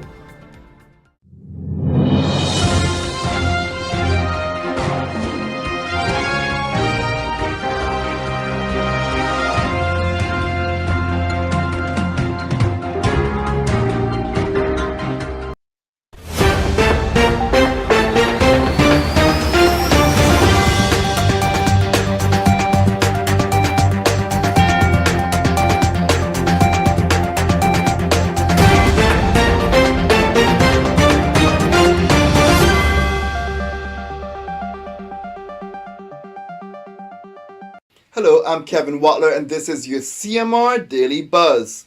Some of the kiteboarding equipment which was stolen from a business in June was found in bushes near a new development on Farm Road in East End last week. The Royal Cayman Islands Police Service said it received reports on Thursday, August 4th, that a large blue bag was seen in the bushes in the area. The RCIPS K9 unit was dispatched and a search was conducted of the area, which resulted in the recovery of several bags containing kiteboarding equipment. According to the police, initial inspection of the recovered items indicated a probable match with equipment reported stolen from a trailer belonging to a kiteboarding business located in Barkhurst Beach, West Bay on June 20th. On Friday, August 5th, the business owner and his colleague confirmed that the recovered items matched the inventory of equipment reported stolen and most things except one kiteboard and 6 helmets were returned to the business. Police encourage anyone with information on the whereabouts of the outstanding stolen equipment to contact the Bordentown Police Station on 947-2220. Police continue to look for Luisto Eusebio Hernandez in relation to firearm offenses. He is considered armed and dangerous and should not be approached. If seen, call 911 immediately. The search is still on for 2 missing men. 53-year-old Noel Paul Manning has been missing since June 24th, and 26-year-old Adrian Williamson has been missing since July 6th. Now you are asked to contact your nearest police station if you see them. Anonymous tips can be provided directly to the RCIPS via their confidential tip line at 949-7777 or via their website. The Department of Environment continues to closely monitor the beaches for turtle nests and hatchlings on the beach. More and more cases of hatchling misorientation are being found due to unfriendly lighting. Last week, the DOE's Turtle Hotline were alerted of turtle hatchlings on the beach. Unfortunately, they discovered that many of the hatchlings from the nest had been attracted to artificial light from a couple condos further down on the beach, and the turtles died trying to find the water. Tracks on the sign indicated there were more than 25 hatchlings and only a few were recovered. DOE is once again asking for anyone who has or manages property on the beach to contact them and consider installing turtle-friendly lighting. Sea turtle hatchlings are attracted to white lights and will become exhausted and die when they do not find the ocean. Every year, DOE receives hatchlings from swimming pools, drains, car parks, roads, hedges, the iron shore due to artificial lighting. DOE said that around 1 in 1,000 endangered baby sea turtles make it to adulthood, so they need all the support they can get, and anyone with questions are encouraged to email emu.doe@gov.ky or visit doe.ky/marine/turtles. The Cayman Islands Water Authority is advising motorists in Savannah of a traffic diversion. Eastbound traffic along Shamrock Road between Savannah Avenue and Lancelot Drive will be affected. To facilitate pipeline improvement works in the area, the Water Authority will divert traffic to Greenall Street each day from 7 a.m. to 5 p.m. until Friday, August 12th. Governor Martin Roper is back in Cayman after his first non-work break off island for 3 years, largely due to COVID. He thanks Deputy Governor Franz Manderson for stepping in while he was gone. While away, he and his wife attended their son's wedding. They also went on a canal boat trip in Staffordshire, England, and he used his Cayman-acquired seafaring skills. He also spent a couple of days in New York on the way back, and while in New York, he was recognized in a Macy's, and he thought to himself, wow, Caymanians are everywhere. In case you didn't know, the governor is very active on social media. You could find him by searching for UK in Cayman. More information on each of these stories can be found at caymanmallroad.com.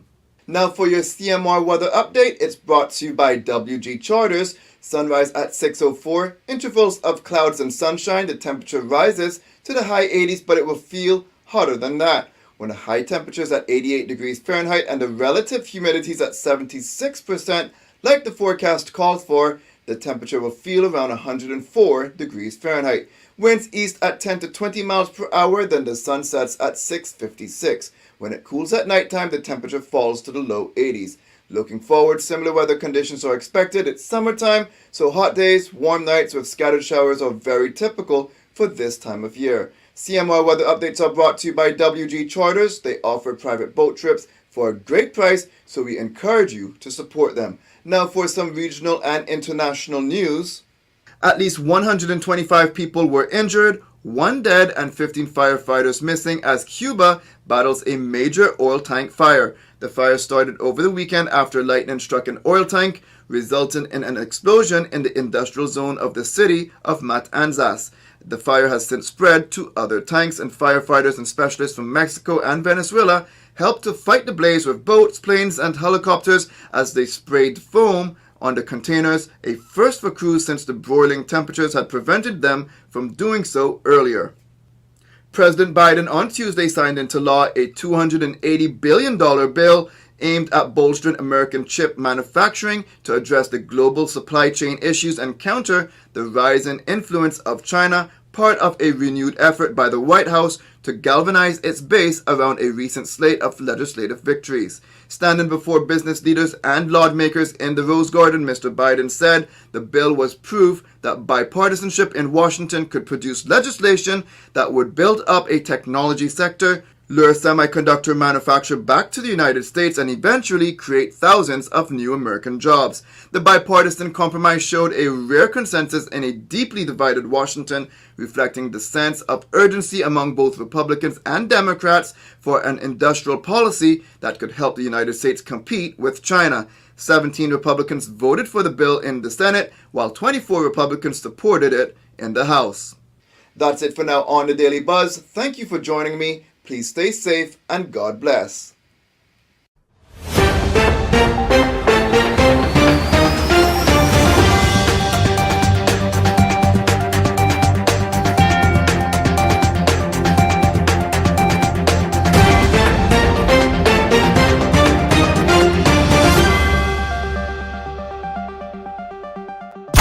Thank you for tuning in to another episode of The Cold Hard Truth on Bobo 89.1 FM.